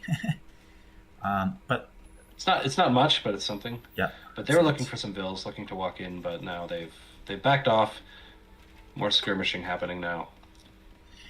So, we're going to see some siege from both sides here. I'm looking for like the first siege workshop to drop. But does either Civ have like like an advantage there? Do you think between Saracens and Portuguese? I mean, Portuguese get cheaper archers, right? Like the gold discount, so that's nice to have. Um, Saracens, not really. They just kind of have vanilla archers. Saracens are really, their strength is in their versatility down the road. Like obviously they can also make, camels and, Yeah. they can, they have cav archers. They basically have everything: good siege, good monks, good all kinds of stuff. But for now, I think we'll just see this meta composition of cavalry plus archers. And we have the first knights from Smilaux. For a while, it was just Sitaux kind of holding the line. Now Smiley's got some of those Frankish knights. I love this microing here. Look at those. Look at the way they're dodging all those. Yeah, look at this. You don't see that at lower elo levels. No, we've got. Do we have? Yeah, we already have ballistics. That's that anti-ballistics micro that we see there. Yeah, that's just right. spamming formations, and we've got thumb ring as well coming in now. I don't think we have thumb ring yet for Kataphratos, but he did get his. He does have his university up. I don't think he's. Oh no, he's got his ballistics now as well. Oh, he just got ballistics. That's right. Yeah. Yeah. I was gonna say, it's probably good news for the Pavlova&Café team that we're seeing knights come out, because that's they're kind of playing right into their hands, I guess. But they just need them right now, eh? Like Smiley just has to build them, and there's no choice from the situation. Yeah. We see one camel rider, but we also see some Shrivamshas. Here come the camels, actually. Look at that. Oh yeah, some There Shrivamshas we as go. well. And big battle now on this hill outside of Smilaux's base. Oh geez, look at that. Sitaux having to carry his team here a little bit because unfortunately Smilaux's... I don't know though, but you're right. Look at that. Smiley managed to get some knights onto the archers. You're right. Yeah. Sorry, I have to eat my words. I didn't see them. I thought that all of the knights went down. Yep. Managed to get Smiley managed to get a good positioning on those knights. And Yeah. they'll shoot those crossbows. And look though what Sitau's done to this. Yeah, those crossbows have just eaten them up there. Look at that. Yep. And XY sensibly switched to camels to fight against those knights, but some more Shrivamshas here would be pretty useful just against those crossbows. So we see that Pavlova does have the economy lead, and they're still ahead overall. But of course, they did lose that engagement. So the front line is now moving towards Pavlova's base, and so the question is really, can they get that counter up and basically stop Sitau's advance here? Sitaux and his incredible, micro ability there. So it's really the pressure's now on Team Pavlova. They have options, but can they respond to this moment? Yep. And Kataphratos was also behind on one upgrade in that fight, and that was Thumb Ring. Loses some more archers on the retreat, and now we may see this awkward resource positioning here on the east side come into play. They're on the west side right now, but I wonder if Sitaux rotates over, he'll be able to just for free walk up to the wall and push XY off of gold. Yeah, somebody in the chat was actually saying that like the position there is just really awkward. And look at this, also the cavalry like coming out the front. I mean, their forces are split now, so they really have to micro those different forces effectively. Yep, those Shrivamshas are looking for a flank. If the fight starts, those Shrivamshas will probably want to dive onto the crossbows because they have that good protection against crossbows. But yeah, this positioning, I mean, XY preemptively pulled his vills off of that gold. Yeah. And I guess he'll have to go to the back gold now. Yeah, he's moving back. But they're tough. Through. Yeah. It's just a really awful position here. I'm not seeing any siege workshops going down, and obviously there's no. I mean, from Team Pavlova, I actually see Sitaux dropping a siege workshop there on the hill, but also no stone in. So there's no castle drops coming and no siege coming on the way. So they've really got to win with what they have right now. And they kind of got caught macroing up here. They went up to some extra TCs. Yeah. And getting some extra vills. I wonder if that eco will kick in time to hold off this mass. Yep. They've got the camels to deal with the cavalry from the Franks, but they have to deal with this crossbow mass from Sitaux. Yep. I would love to see a siege workshop from Team Pavlova, but obviously they're busy. Good use of the camels there at the back by XY, kind of sniping off extra. Yep, very nice engagement. And they actually have a good mass here. Yep. Yep. They've caught these. The archers will have to retreat. Shrivamshas are going to get on top of them. And most of the knights have now been killed off by the camels. Wow, look at this. So really great defensive engagement here. Pavlova, this is what I was hoping to see in this moment. Yeah. Very nice. Okay. Complete cleanup. Excellent. And now this siege push that was in the works is just going to have to back off. And Sitaux will have to try to save as many of these units as he can because the defensive force is now rotating over. Yep. You do have to be careful, though, with that. So Team Smilaux has to be careful with their siege. Actually, that thing got too exposed and might go down now. You know, though, the camels... This is a lot of camels in the process. Camels, I love them. Obviously, against archers, they need those Shiranfa riders. So it's a pretty nice mix, but yeah, more heavy on the camels at the moment. Yep, knight numbers have been replenished. I think, in general... As this game goes longer and longer, this does favor Pavlova&Café, though. As like you said, the Gurjaras just have that answer to the Franks. And they also have a nice, usually the camel player has to mix in knights with the camels just so that the ranged mass doesn't completely chew them up. Yeah. Shrivamshas are an even better substitute to mix in with the camels. Look at this here. They're moving ahead, actually, and they're going to catch some of these units out of position. Sorry to interrupt, but it's just they decided to just skip that siege workshop and just go straight for the enemy base. I'm kind of on the fence if that's the right move here, but definitely throwing Sitaux off balance. He's got to run back with his archers. So they're going to come up against this hill, and this is actually going to be an awkward position. They might run into the same situation that they just dealt to the other team, which is a bad trade-off. But the Shrivamshas are on top of the crossbows. But now the knights are on top of the Kataphratos' crossbows as well. I'm not sure if I guess they tried to get ahead of the build-up, but unfortunately they have lost their mass here, the one that won that critical victory there at their awkward hill. So unfortunately for Team Pavlova, I didn't know. I was kind of surprised by that move. I thought they would try to eliminate that siege workshop, but it's not over.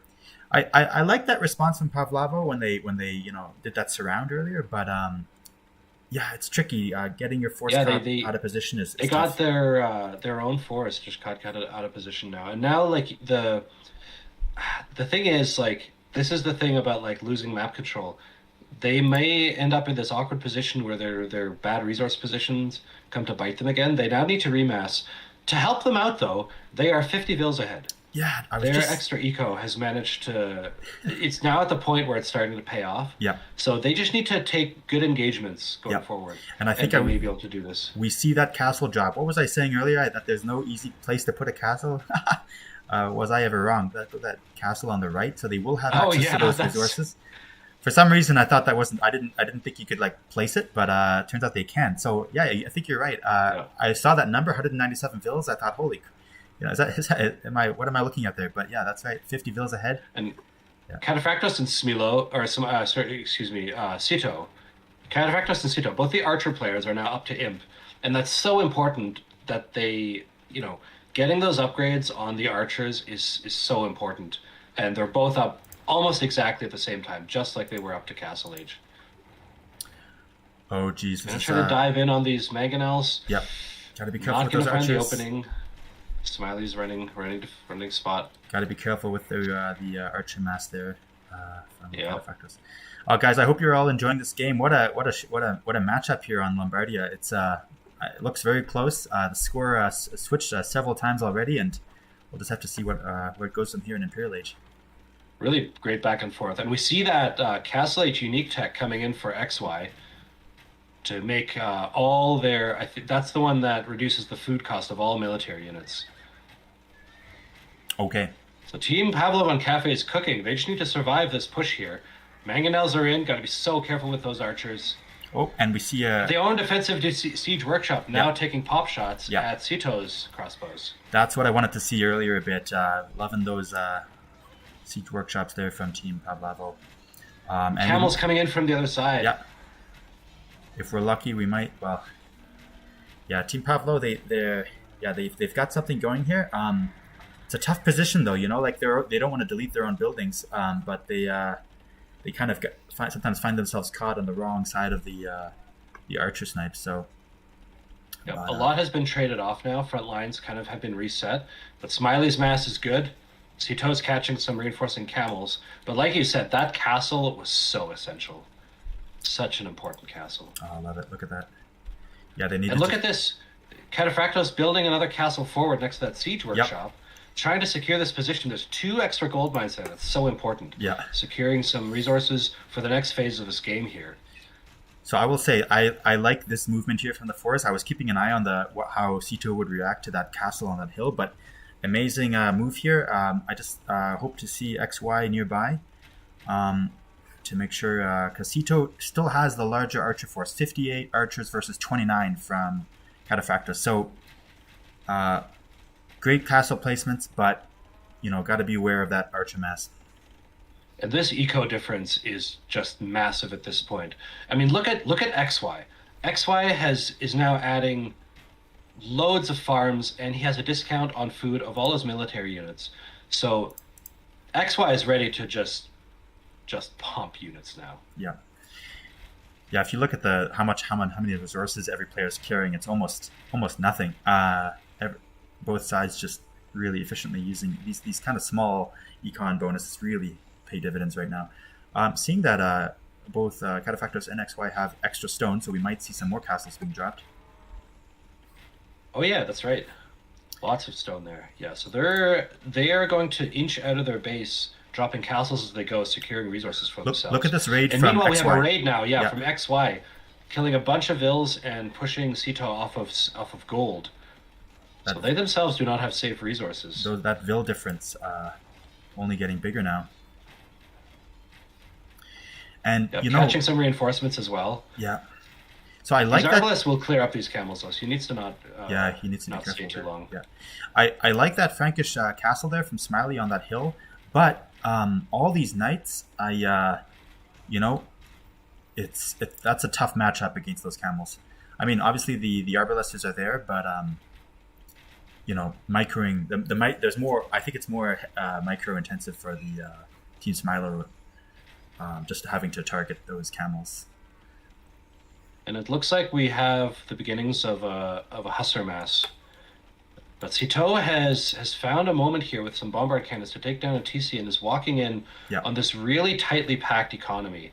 So Pavlova&Café need to be very careful here. Yeah. They do have a mass to fight this, but I think they want to wait for Imperial upgrades. It's 30 seconds away for XY. XY really wants those Imperial Age, especially the cavalry armor upgrades, so they can survive these armies. They have to be careful as well because their armies are split. We see that force on the right, but and their force on the left, but the armies are relatively spread out. So if Team Smilaux takes advantage of that and fights the army on the left now, they could, basically run away with this breakthrough possibly. So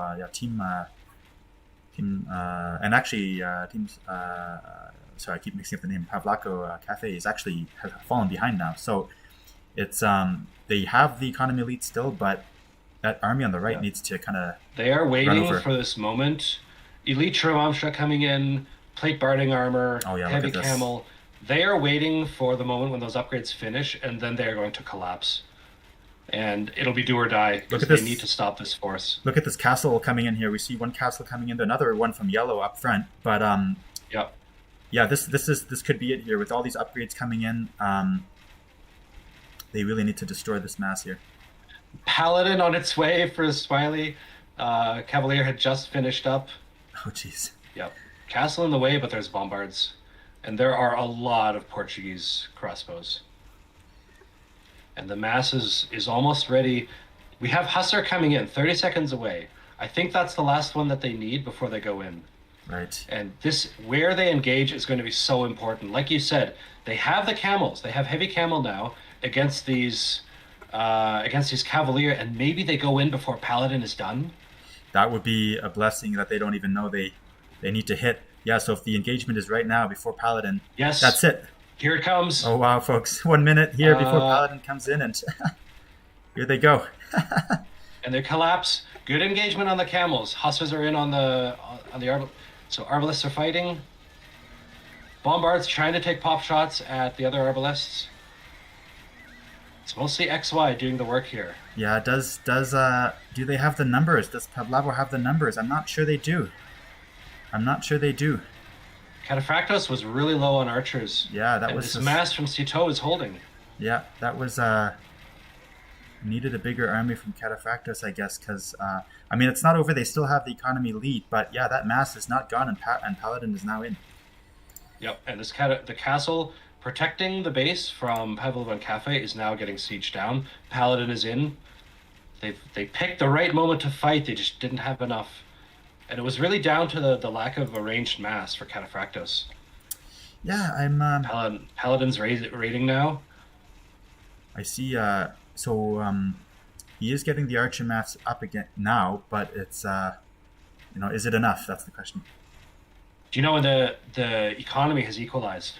Yeah. Smilaux added lots of TCs in the back, and they're raiding now, so they may be pulling ahead in villagers here pretty soon as Sitaux walks in. Yeah, Hypno's saying here, no, let's go.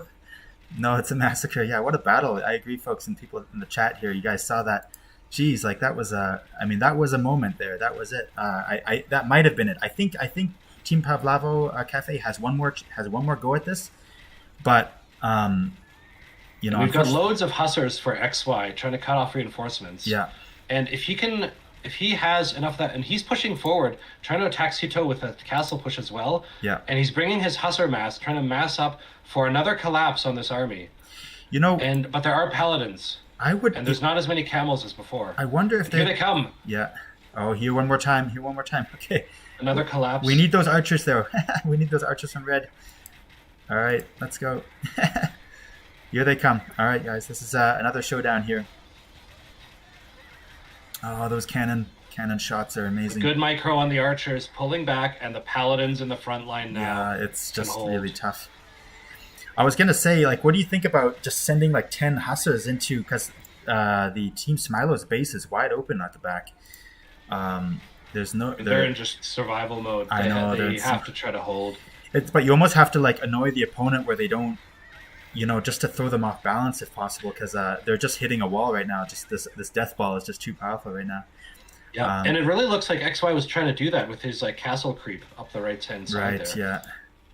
But unfortunately, Sitaux just still has a mass in here, and just I like a couple defensive bombards from Kataphratos. Yeah. But some light cavalry will go pick those off. They're completely undefended. Yeah.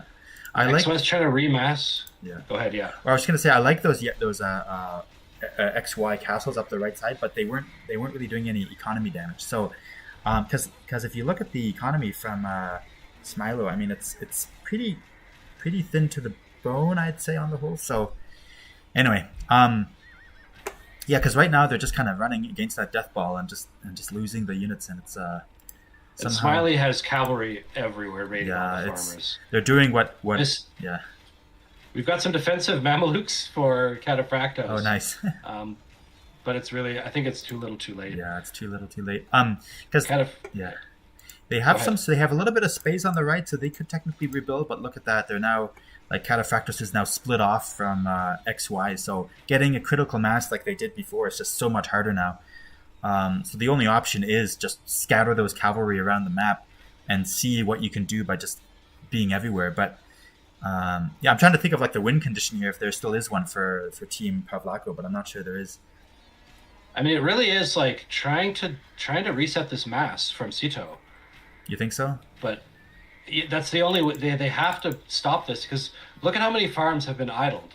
They've lost dozens of farms that are just idle. Yeah. They need those farms back, but I don't think they're going to get them. The thing though with this death ball though, they're not going to be able to get the mass to clear that death ball, and they're kind of just they're just kind of running up against it. 160 kills from the remaining arbalesters. What a force. What a game! I mean, some really great back and forths, pushing across the map, pressuring each other, and that engagement, that timing in the early Imperial Age, that was amazing. Like both teams doing exactly what they needed to do Yeah.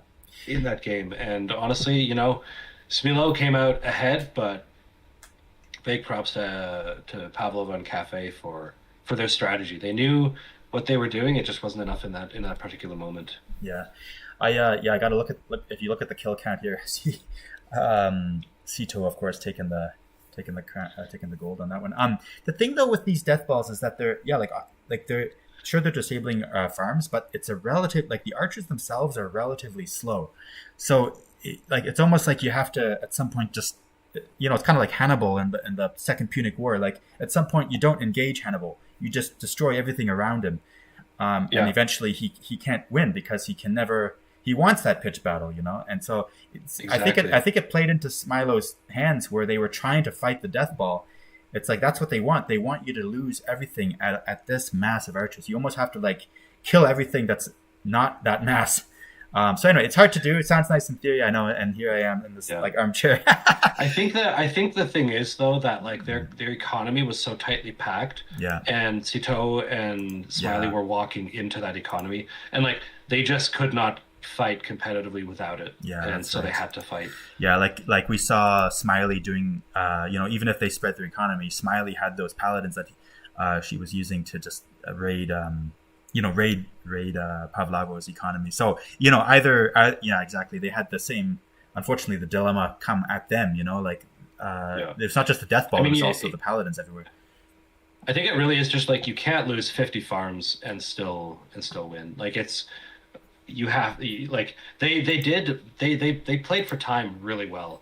They were under pressure. The cannons were already out, and they were waiting for certain key upgrades, and they managed to strike before Paladin was in. They did a great job, I think, picking their moment to do it. I think once they lost that fight, it like they had planned to win it, and I think at that point it was hard to know what to do.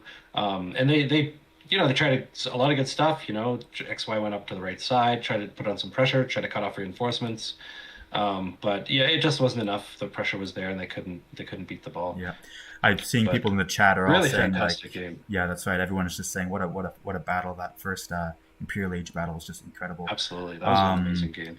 Yeah, and it's interesting. I think it did come down to the archer numbers there a bit, and someone in the chat knows what I was referring to, the Fabian tactics. I think that's what it was called during the Second Punic War, where you need to avoid no one could beat Hannibal in battle, but the Romans won the war because it's they learned after a couple of they avoided that defeats. They avoided that death ball and just took out everything around Hannibal. So Hannibal was just stuck with no one to fight. But yeah, I think, and someone else said anyway, it doesn't always apply in every situation, obviously, and Smiley had cavalry as well. So only scrolls, I think it was gold. If that was Camel instead of Hussar, the fight would have gone the other way.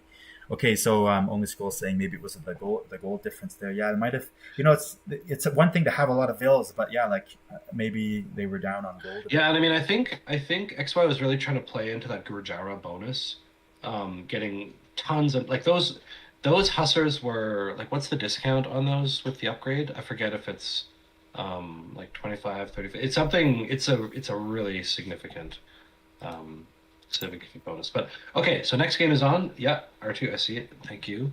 And we'll get into the next game now. And it is on Haboob. So let's capture it. Just booting up here, folks. So we are into it. Game 3 of the finals of Pangea 2v2. Sorry, we got a bit of... I'm going to go... Yeah, okay, we're back up to live. Excellent. So Pangea's 2v2, a Stellar Division, Top Elo Division final match, and Smilaux are up 2-0. So this is... They could win it right here on Haboob. Yeah, this is a do or die for Team Pavlova&Café, and they have a chance now to turn the script. And I mean... Can they reverse sweep Smilaux? It's one heck of a challenge, but Pavlova&Café is a solid team, so it could happen. We'll just have to wait and see. But yeah, this is a elimination game now for the warm colors. Haboob, I remember the last time we streamed this map, we had all those wild villagers running around building towers on your like opposite player. What do you think from the so just in terms of the civs here, we have Magar and I mean, I Britons. see. I worry for Pavlova&Café Yeah. with Sitaux on Mayans. Oh, He's jeez. Yeah. shown just how strong he can be on the Civ, and Yeah. it's like Portuguese last game has a discount and really enjoys those discounted archer civs and just getting that huge mass up. Doing an interesting thing here, walking over with villagers and I guess stealing some ostrich. Oh, jeez. Yeah. What's going on here? I don't know. Maybe it's worth it. So, Sito, does play my Benefiting from that, does you know what it is? Sorry. So we have some vills attacking now from Sitaux, attacking these Briton vills from Kataphratos. And I think the idea here is Mayans get loom for free early on. And maybe he was expecting to find vills that don't have loom. But Kataphratos has loom. So this little pressure here is not going to be able to do much. The Eagle Scout is stronger than the regular Scout Cavalry.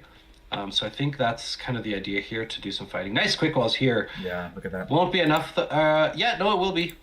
Oh no, they get through. They didn't tap that wall enough. So just some like cheeky pressure coming in from Sitaux here, trying to take advantage of that Mayan bonus with the early loom. Right. That is a really tough thing to deal with here. I mean, I just imagine anyone watching here, like if you've faced this before here, like it's really the worst thing to see. Nice save on the Vil, by the way. Kataphratos just body blocking that Eagle Scout, so it doesn't get the last hit on that. That Vil was one hit away from death. Nice. Manages to stop that. That's right. So it looks like what Sitaux is doing here is putting on some pressure with the Vils, but then, once the pressure looks like it's not going to accomplish anything, just grabbing as much food off the zebra and ostrich as possible, and then running back with the load full of food. Somebody in the chat was saying that Yellow stole the elephant from Smiley, but unfortunately lost a Vil in the process. So. Oh, okay. Oh wow, I didn't notice that. Oh, sorry. Wait a minute. I guess I just got right? it. No, Joking Archie again? says joking again. I thought there was one elephant per player. He still lost a Vil. Oh, so he didn't get the elephant. He maybe just I'm lost just the Vil. yeah. Oh. Okay, there you go. Okay. Just lost a Vil. So unfortunately, not the best start for Team Pavlova&Café here, but see those walls coming up. And yeah, we'll just have to see how they respond to this early harassment here from Sitaux. Yeah, it's left versus right orientation. Yep. Fastest uptime actually from Smiley, Okay. and then everybody kind of following up behind. So I mentioned the Mayans. We've got Slavs for Smiley. Really strong farming civ, like can really mass out that cavalry. So that's probably what we'll see, just like scouts, and be able to enjoy like that farming bonus. Whereas like Britons are, I think, very strong on this map, but it's a bit tricky because they'll have that range bonus, but the Sitaux will just be able to get so many more archers, and they'll eventually be able to get thumb ring that Britons don't have. I think in the Castle Age though, the range is just better than thumb ring. So Sitaux's game against the Britons when the archer mass comes out will be to try to jump on them and like get those archers, those British archers, not British, but Briton archers exposed. I keep wanting to say British, by the way, but it's not. They're not British yet, I guess. Yeah. By the way, what about the Magyar Cav archers? I'd love to see XY use them effectively somehow and really just harass because the map is not as open obviously as Arabia, but it is a relatively open map. And it would be an interesting pivot in the Castle Age to see those, because Magyar initially, I think the archer or the ranged mass will be over to the Briton, while XY gets scouts, because scouts get that free melee upgrade. But I think it would be interesting to see if those come out later in the game. We have some Smiley trying to do some raids here against XY. XY managing to do some Vil fighting, holding off. It's got a spear out now, so it won't be able to do too much. First archery ranges are out. Double archery range for both. Sitaux just a bit quicker to it, and of course, with Mayans can get them out for cheaper.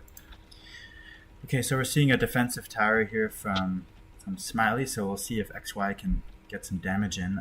Looks like he's walking straight into a prepared position though, so he might go onwards and see if there's other places to raid here. So yeah, I'm really interested to see how, whether the game turns into like an open situation or if either side is able to lock it down. Because in the last, from what I've seen from this map, you can lock it down, but there's just not enough resources in that small space there. You do need to venture out eventually, and so we'll have to see how the team Pavlova is able to take advantage of that, either with Cav Archers, or if it just turns into kind of like game one where they're just really defensive quite early. Yeah. And so here, this first engagement now coming at XY's base. Yeah. And Kataphratos having to walk over, but kind of exposing his army in the process. And XY's getting pushed off of berries for now. We'll see if he loses any vills. Yes, he's got one exposed injured vill. That one, not quite. Doesn't this go might down be yet. tough. XY has some scouts that were raiding Sitaux at the very top, and so they're out of position. That could either be a good or bad thing, but I think it could be okay. Kataphratos has come over with his archers, so we could have enough of a mass here. But the issue is just, can you fight your battles with both your armies present? Because it's all about positioning. And we've seen players when they have two armies in separate spots and one team is coordinating. Unfortunately, it's really kind of runs away on them. Kataphratos cannot reinforce this position right now. But as you mentioned, XY had those scouts out of position. He decided it was not a position he liked, and so he pulled those scouts back to try to help. But now the Team Smilaux is positioning themselves between the two bases, so Pavlova&Café have to be so careful. They can't let themselves get cut off like this. Yeah. Good engagement, though, of those scouts onto... well, I thought it was a good engagement, but actually the archer mass from Kataphratos is just gone. Yeah. You just completely gotta reset, and Sitaux is now chasing down those archers, and Kataphratos has to delete a wall and try to get back into his own base. Yeah. But he's going to have his archer mass reset again, and this is not looking good for really Pavlova&Café. Just that archer mass that we're seeing in every game, Sitaux, like 13 kills. It's 13 units and has 13 kills. Like it's every game we see the same thing with Sitaux. This he's trying to get a tower up, but it's way too late. Yeah, it's too late. How do they, do they have a way to deal with this Sitaux archer mass? It's just really tough to deal with. I think Sitaux walks through. He's going to go and harass the wood. I think now Kataphratos needs to get a tower up here next to his gold. Okay, he's going to do that. And he's going to try to get his gold secured, and just keep getting that mass, and hopefully this time not lose his mass again. Meanwhile, Smiley doing a good job mixing in some spears with the scouts to win those, scout versus scout engagements. Just a couple of spears mixed in there. Meanwhile, Sitaux harassing Kataphratos. Nice catch there from XY to catch some of Sitaux's archers out of position there. So there's hope here for Team Pavlova, but it's really tough. It's that archer mass from Sitaux is just a recurring problem, and so they just have to find a way somehow to catch it out of position and have two armies facing as one. Can they do it? And we're also seeing, absolutely, and we're also seeing something that also Sitaux, obviously, he can micro two archer masses at the same time. He now has one archer mass that's in the back behind Kataphratos, and a second mass that's now accumulating next to XY's base. And XY so far defending well, but going to be put under pressure here. Folks, I I really liked Team Pavlova&Café's position in the last game, but I'm pretty I'm kind of in quotations worried about them here. Right? I'm not even sure this is going to go to Castle Age. I mean, because unfortunately this map is really open. It's really, once you have your economy start being harassed like this. The second archer mass, by the way, from Sitaux, right. I know. I just saw has that. Has now come in in the back. It's come in there, and thankfully that tower is there, protecting some vills and getting some kills there. But he can just stand under the tower. That's right. Yeah. The second mass is through as well. Yeah. And Kataphratos is coming over with what few archers he has. These will probably actually be enough to clear these on the wood line. Hopefully. You know what? It'd be great if yellow and red could just corner that mass there and Yeah. If they can get rid of that mass, that's already a good leap. But Yeah, I think this is how they come back. oh, I'm getting some echo suddenly. You still there, Tarhunt? Yeah, I'm here. Whoa. You suddenly sound really distant. I'm not sure if it's my audio or. Some of the chat say is my audio. Okay, I can still hear you, but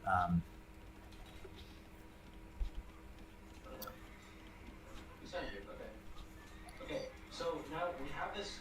They did a really great job of finding that one mass, that half of Sitau's mass, basically by itself, and now they're jumping on the other half of the army. And Yep. we'll be able to clear it. So this is what they needed to get back into this game. Yeah, you're right. They're behind on builds, and they're behind on the way up to Castle Age. But they now need to get themselves up to Castle Age. yeah, really loving this response from Team Pavlova, and yeah, the fact that they were able to bring Sitau's archer count down to 14 and not let it run away on them. I mean, of course, the moment you kill 2 archer masses, here comes the third one. But it's but yeah, really great response there, and I guess I have to. Maybe I was being too pessimistic there, but yeah, it is a tough position to be in. I don't know. They're about to have to deal with crossbows. Yeah, I know it's about to go to castle. Tarhunt, by the way, I don't know. Can you your audio is really I'm not sure if anyone in the chat if it's I don't know. People in the chat are saying my audio sounds fine. we can both hear you. Okay. So maybe you could boost me in the Discord. Yeah.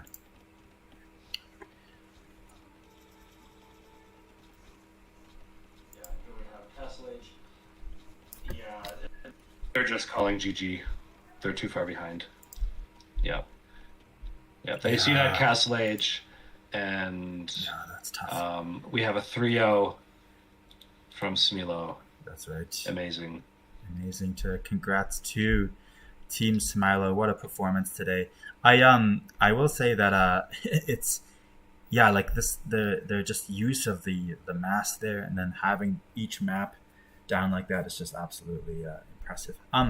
This match, I feel like this map is really one that it's one that kind of like snowballs. It's not really, unlike, let's say Amazon Tuttle or something where you can just, live for another engagement. But this one, like once you're out of position, it's so hard to get rid of those groups moving around the map. And Sitaux just not hesitating to take advantage of that. Especially like Team Smilaux, knowing to get between the 2 bases in this kind of a setup. Because with Haboob, like you have to reinforce through the middle. It's just too long to run around the outside, and managing to get forward and cutting off reinforcements was just so effective. Yeah. I wonder, by the way, so this map was Pavlova&Café's pick. I wonder if they win if they do Amazon Tunnel. Yeah, they had that in the pool. I would have gone, but yeah, because we saw them do really well on Lombardia, or at least they came. Yeah, put some great pressure. And I honestly think they had the edge for parts of that game, for sure. And so maybe possibly they wanted a different style, but taking that approach, maybe they would have had but even after Amazon Title, they would have had to play on one of these maps afterwards. So, but yeah, just I think that Team Smilaux, it's incredible. They had a 3-0 win at every level, and now they have 3-0'd the final as well, which means they've got all 3 sets in the playoffs where the total result is 3-0. So big hats off to them. Huge congrats. Amazing play. But also hats off to the opponents here, Pavlova&Café, because they had a really dominant performance leading up to the final. And actually, I think they did really well here as well. And it was really entertaining to watch, especially game 2 for me was definitely a highlight.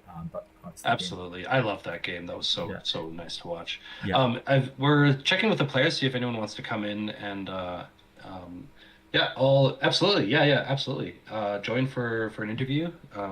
Just jump into the live chat. Yeah, it looks like we'll have a couple of players coming in here. Welcome, Sitaux and Smiley. Hello, welcome. Congratulations! What a performance! Really impressive. Thank you. Yeah, you guys made it 3-0 in every set. Really impressive. You got an audience here. We're watching. We just kind of bewildered by all the different setups you guys had for each map.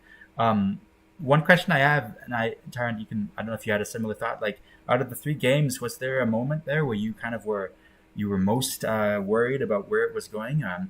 Or did you guys feel pretty comfortable the whole way through? Game 2, I think they had better sieves. Right. And also they took good engagements in Feudal. I think they were all like doing good in Feudal Age overall. But yeah, Smiley played like a beast with Paladin. So we came back after. I think we were really behind. Like they were in our base, better Castle Age timing from Red compared to me a bit. And yeah, they had a lot more army. Yeah. So yeah, here it was not going well for us. Yeah, we saw the 2 camel civs and then the Franks, and we thought, okay, maybe this is the game where the other team has a chance. But really impressive that you guys were able to just that death ball just going forward. Tarhunt, did you have a question? I'm interested in this like douche strat that you did in the first match. Like it seems to be just a very solid way of like sort of incapacitating one player. And Smiley, I noticed like you boomed out of it pretty well. I mean, it's easy to get like hard stock Dark Age when you do that, but you managed to like recover out of it. So it's a well practiced thing. It's like, what's the theory behind this? Yeah. I like to boom. Yeah. But yeah, I think Sitaux likes when I go TC rush or real rush to delay the player, the stronger player, because I think yellow was 2k1. So he was like the stronger player in their team. So I was like, okay, let's go delay him a little bit, because otherwise I'm a 1400 and he's a 2k. I cannot stand a chance when he's going Khitan scouts. So but to be honest, I don't know if he was the stronger player in the team. I think Red is like unranked, like he didn't play 1v1 for a while. But honestly, like yellow was good, but Red looked stronger to me today when we played them. Like he was like, I could see in the first game. I've played against 1900 1v1 situation, like against Skirm Spears. It was not a 1900 level. He was better than this. He was better, yeah. Yeah, we were really impressed by Kataphratos, keeping the game alive there in game 1 and giving the team a chance. So yeah, you might be right. We have a question here from the chat, although I'm not sure I completely understand, but it's the question is, who was the tactician on the team? So how did you guys like figure out your strats? It was kind of just based on the map or based on the civs?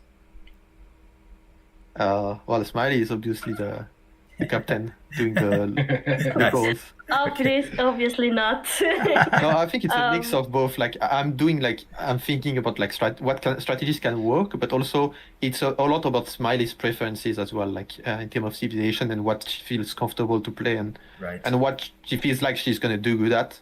So it was a mix of me finding strats and her like telling me what she prefers, basically. Yeah, because one of the things we were thinking about is, how do you guys balance that out? Because that you have 2 players there on the other side around 2k, and then you guys have like obviously it's a 1400 and then 27k, I guess. So like how do you guys balance that out? How do you figure it out? And so just the way you coordinated was just really, like we saw it in every game, was just really really impressive. So yeah, it was really interesting. The game 1, you guys went for the higher ELO player, so we thought maybe that was part of the idea there. But was it just because of the position or the civ, maybe, or? It's just adaptation during the game, like focusing this guy.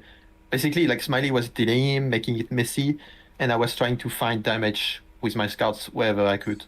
So it was more it was more adaptation during the game. Sure. But it's just like I think for our team, like for example, this team we just faced, they are really strong at playing like meta. We could see it in the second game. They are very, very strong in Feudal at like doing their build order. Yeah. But I think where we make the difference is when it's adaptation, when it's messy. Right. Like the last game was laming, Vil Rush, stuff like this. And that's where this is when we shine, because I think we play a lot together. Like with Smiley, we played like thousands of games together. Yeah, we play a lot And, 2v2s. Nice. Oh yeah, and Yeah, your coordination, like the coordination was evident, like in every Yeah. game. We really saw that.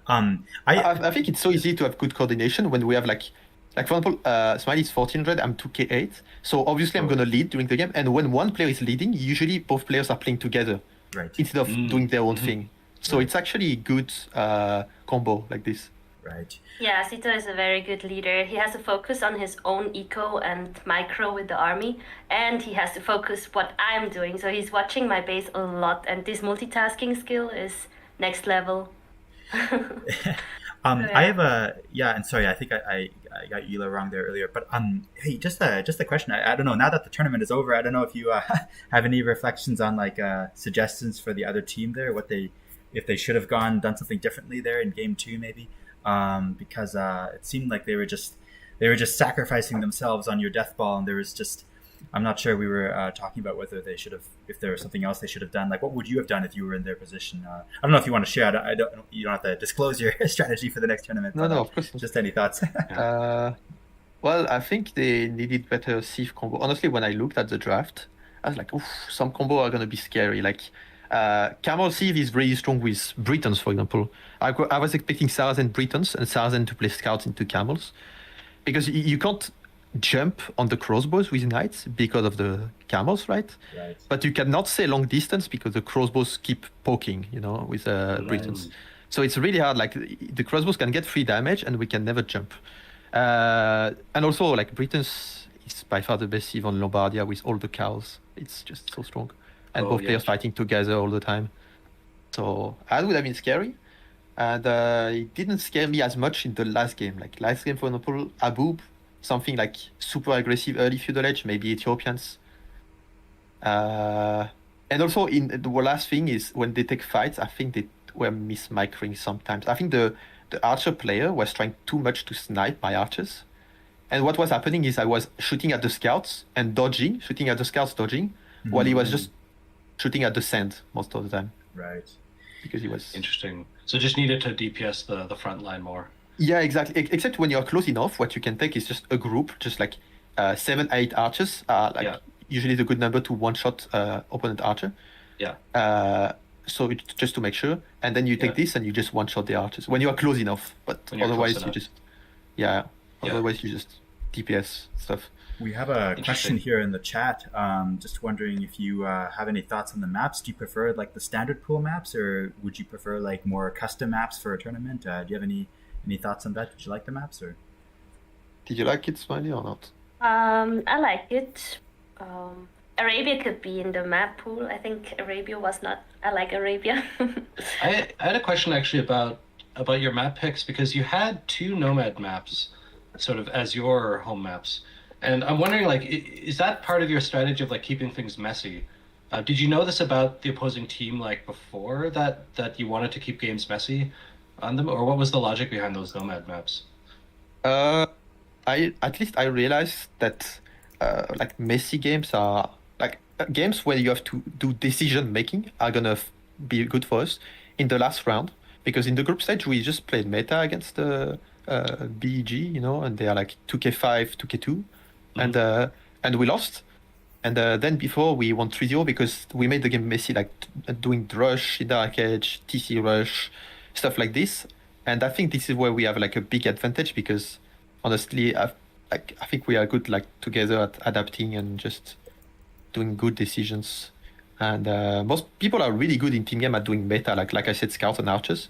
Yeah. And for example, if we take let's say red, if we play scout and archer meta, I think there's like maybe 200 elo difference between him and me. But if we play like adaptation decision making, then there's like 1000 elo difference. So it's like it's more difficult to play when you have to adapt, and that's what Smiley, even for level, she's really good at as well. Right. That's. I have a couple more questions. One is just curious. So you mentioned kind of the Arabia and the team games. Just to say, like, do you enjoy like playing team is kind of like a bit more more fun than the kind of intense 1v1? I know you just played in the Kings of the Desert 6 tournament, and then you've got the Titans League coming up here. So do you any thoughts on your preference between 2v2 and 1v1? Well, I prefer 2v2, of course, because I can play with Smiley. But Nice. Aw. That's awesome. if I could only play team game, I would only play team game. It's much more fun. Like there's also more decision making, because you have to like coordinate, right? Mm-hmm. So Yeah. yeah, 2v2 is much more. I think 2v2 is nice. 3v3 is also very fun, but 4v4 is not so fun. Right. 4v4 is like 2v2 on each side, Yeah, and that it's sounds well. usually when there are elo that are not balanced, it's like one side snowballing, the other side getting snowballed. It's like Right. it's not so interesting. And I was also wondering, because we were talking about at the beginning, you've played against this team before, and we were wondering how this was basically a rematch. So were you worried that they would basically see what happened last time and you'd see some new strategies there? Like we were kind of curious about any kind of thinking about that. So were you worried they would change their strategy given you've already played them once? No, because we didn't really have strategies like prepared for the matches. We were just going into the match and Okay. just Fair we enough. were just going Nice. with the flow, so they couldn't really read what we were doing. In the beginning, we were like, or me, I was very nervous all the time, and I played way worse when I was very nervous. And from time to time during the tournament, I was like, just remember, it's like a normal ranked game that we face opponents. I just need to dismind mind, and then I can play decent. Otherwise, it was hard for me. Right. So yeah. And I mean, it really looked like you hit your stride, because like you took some losses in the group stage, but then 3-0'd all the way through the knockout rounds. And I'm wondering, like, I mean, you mentioned like you learned to make games messy against like a lot of these like, players who are really good at meta, but maybe not as good in decision making. Is there anything else that kind of changed as the tournament went, like as you're adapting to maybe the maps or the players? Well, adapting to the players for sure, but I think we adapted to us more than to the opponents. Like Yeah. we found what we liked during the match, during the Yes. tournament. Sorry, and we didn't really analyze so much the opponents and think, oh, they like this, we're gonna play this. No. Yeah. Yeah, that makes sense. It's really just getting to know yourselves, and we were just amazed because both teams actually had a mixed group stage, I guess. But then once the knockout started, it was just really solid all the way to the finals. So I guess, but that makes sense. You guys got to know like your style and everything, and just coordinating and all that stuff. So yeah, it really showed, obviously. So results speak for themselves. But it was super entertaining to watch, by the way. And Absolutely. Actually, honestly, There's it was just one thing we are sad about is we wanted to face Freaking Andy and Leo Grumpy Oh. once in the tournament. Yeah. So Oh, you didn't Nice. face them Yes. at all. Oh. no, we wanted to face them once in the tournament. maybe They it's lost tonight. one game before Kataphratos and Okay. XX. Because they're a bit YY. of a similar team as us. Yeah, Okay. definitely. Maybe an idea Also, there like, for... Oh, go ahead. go ahead.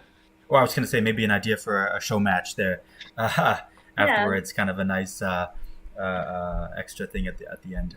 But that's interesting. Tarhunt, what were you going to say? Well, yeah, no, it seems like similar types of teams, like you and that. So no, I actually was just gonna ask if there was any other comments you had about like the tournament and the experience of it. To me, it's just like the group stage was a bit long, a lot of sets, and it's like one set per week, something like that.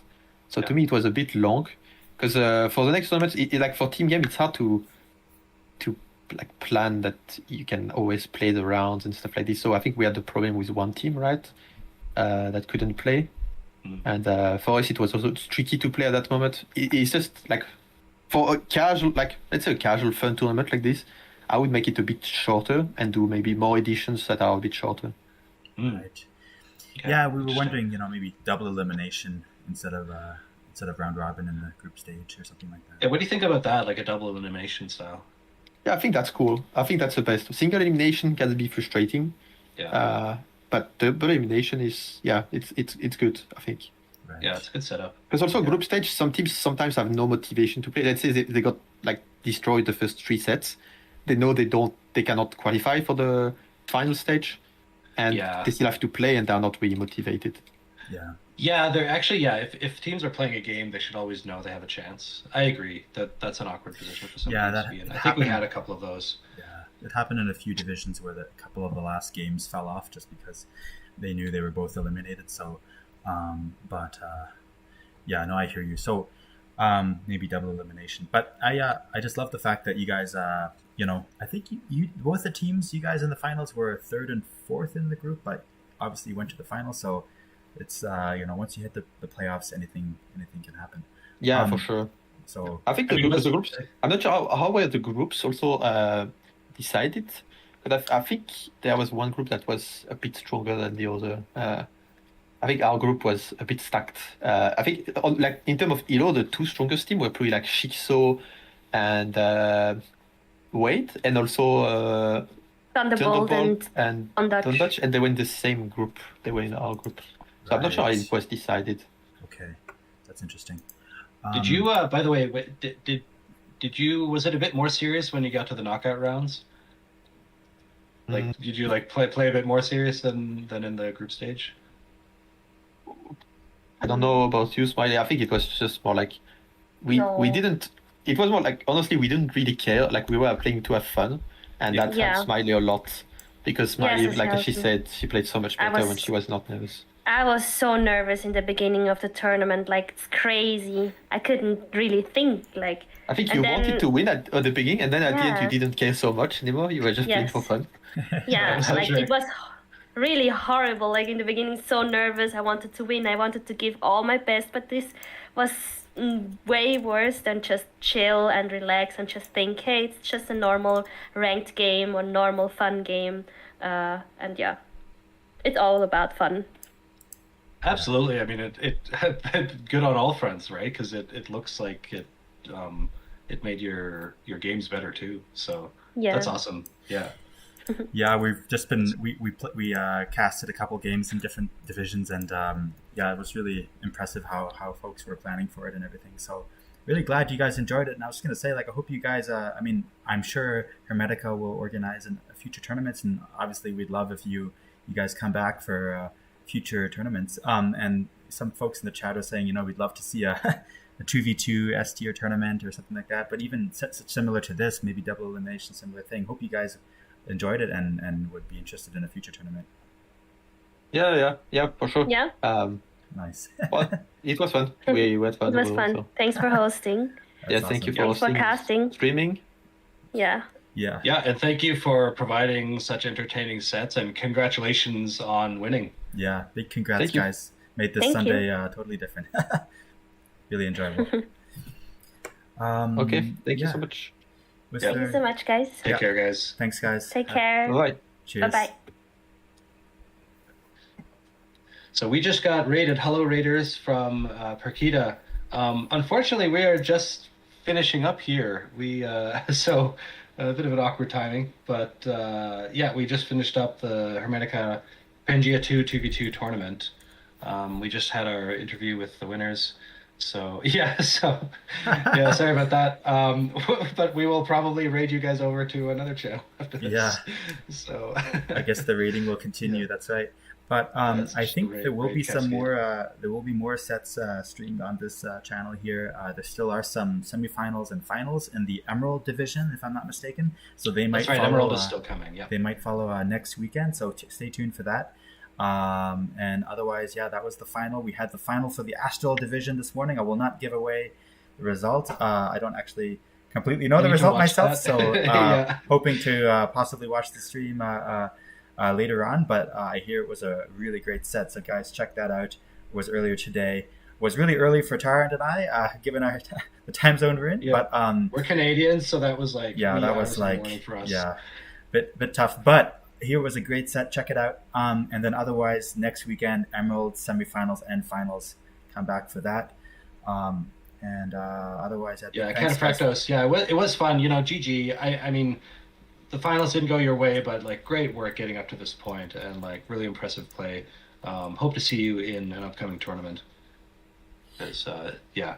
Yeah, exactly. Big hats off to Kataphratos and the whole XY. Honestly, like the fact that you go to the final in such a long tournament shows the grit that went into that. So really enjoyed watching the set. So congrats to you guys as well. And absolutely. I think and thanks honestly to all the teams in this stellar division for a lot of great games. Thanks to everyone in the chat for watching. Thanks to people in the background also doing like moderating. Obviously Hypnos is always there doing stuff. So honestly, thanks to everybody who's been involved. It's really, really fun tournament to have going here. Yeah, the organizers, this is not, it's Pangea 2. There have been other tournaments, really great tournaments organized by Hermetica community. So big thanks to the hosts, Hypnos and others there in the chat. Everyone joining, and thanks to you, Tarhunt, for co-casting this thing. Oh yeah, thank you, Nico. Yeah, it's been a lot of fun. Yeah, it was definitely enjoyed this. Quite a ride. The first game there, unfortunately, the tech issue kind of was a bit tough, but we worked through it. And then obviously, I really loved that game too. It was really a highlight, and so it was really enjoyable. So hopefully we get. Yeah, these are really fun to watch, especially like they're way above my level of play. So I learn a lot too by just like watching what these. I won't lie, it's a bit intimidating when you're like commenting on like a 2,800 elo player. It's like I don't want to second guess any of the stuff, but anyway, you can tell we're just having fun. So hopefully you guys took it all in stride and enjoyed the show. So yeah. All right. Fantastic. So I think that's so it. I think we'll rate off to someone else. So thank you everyone for joining once again, and hope to see you in the next one. Cheers, guys. Thanks, everyone.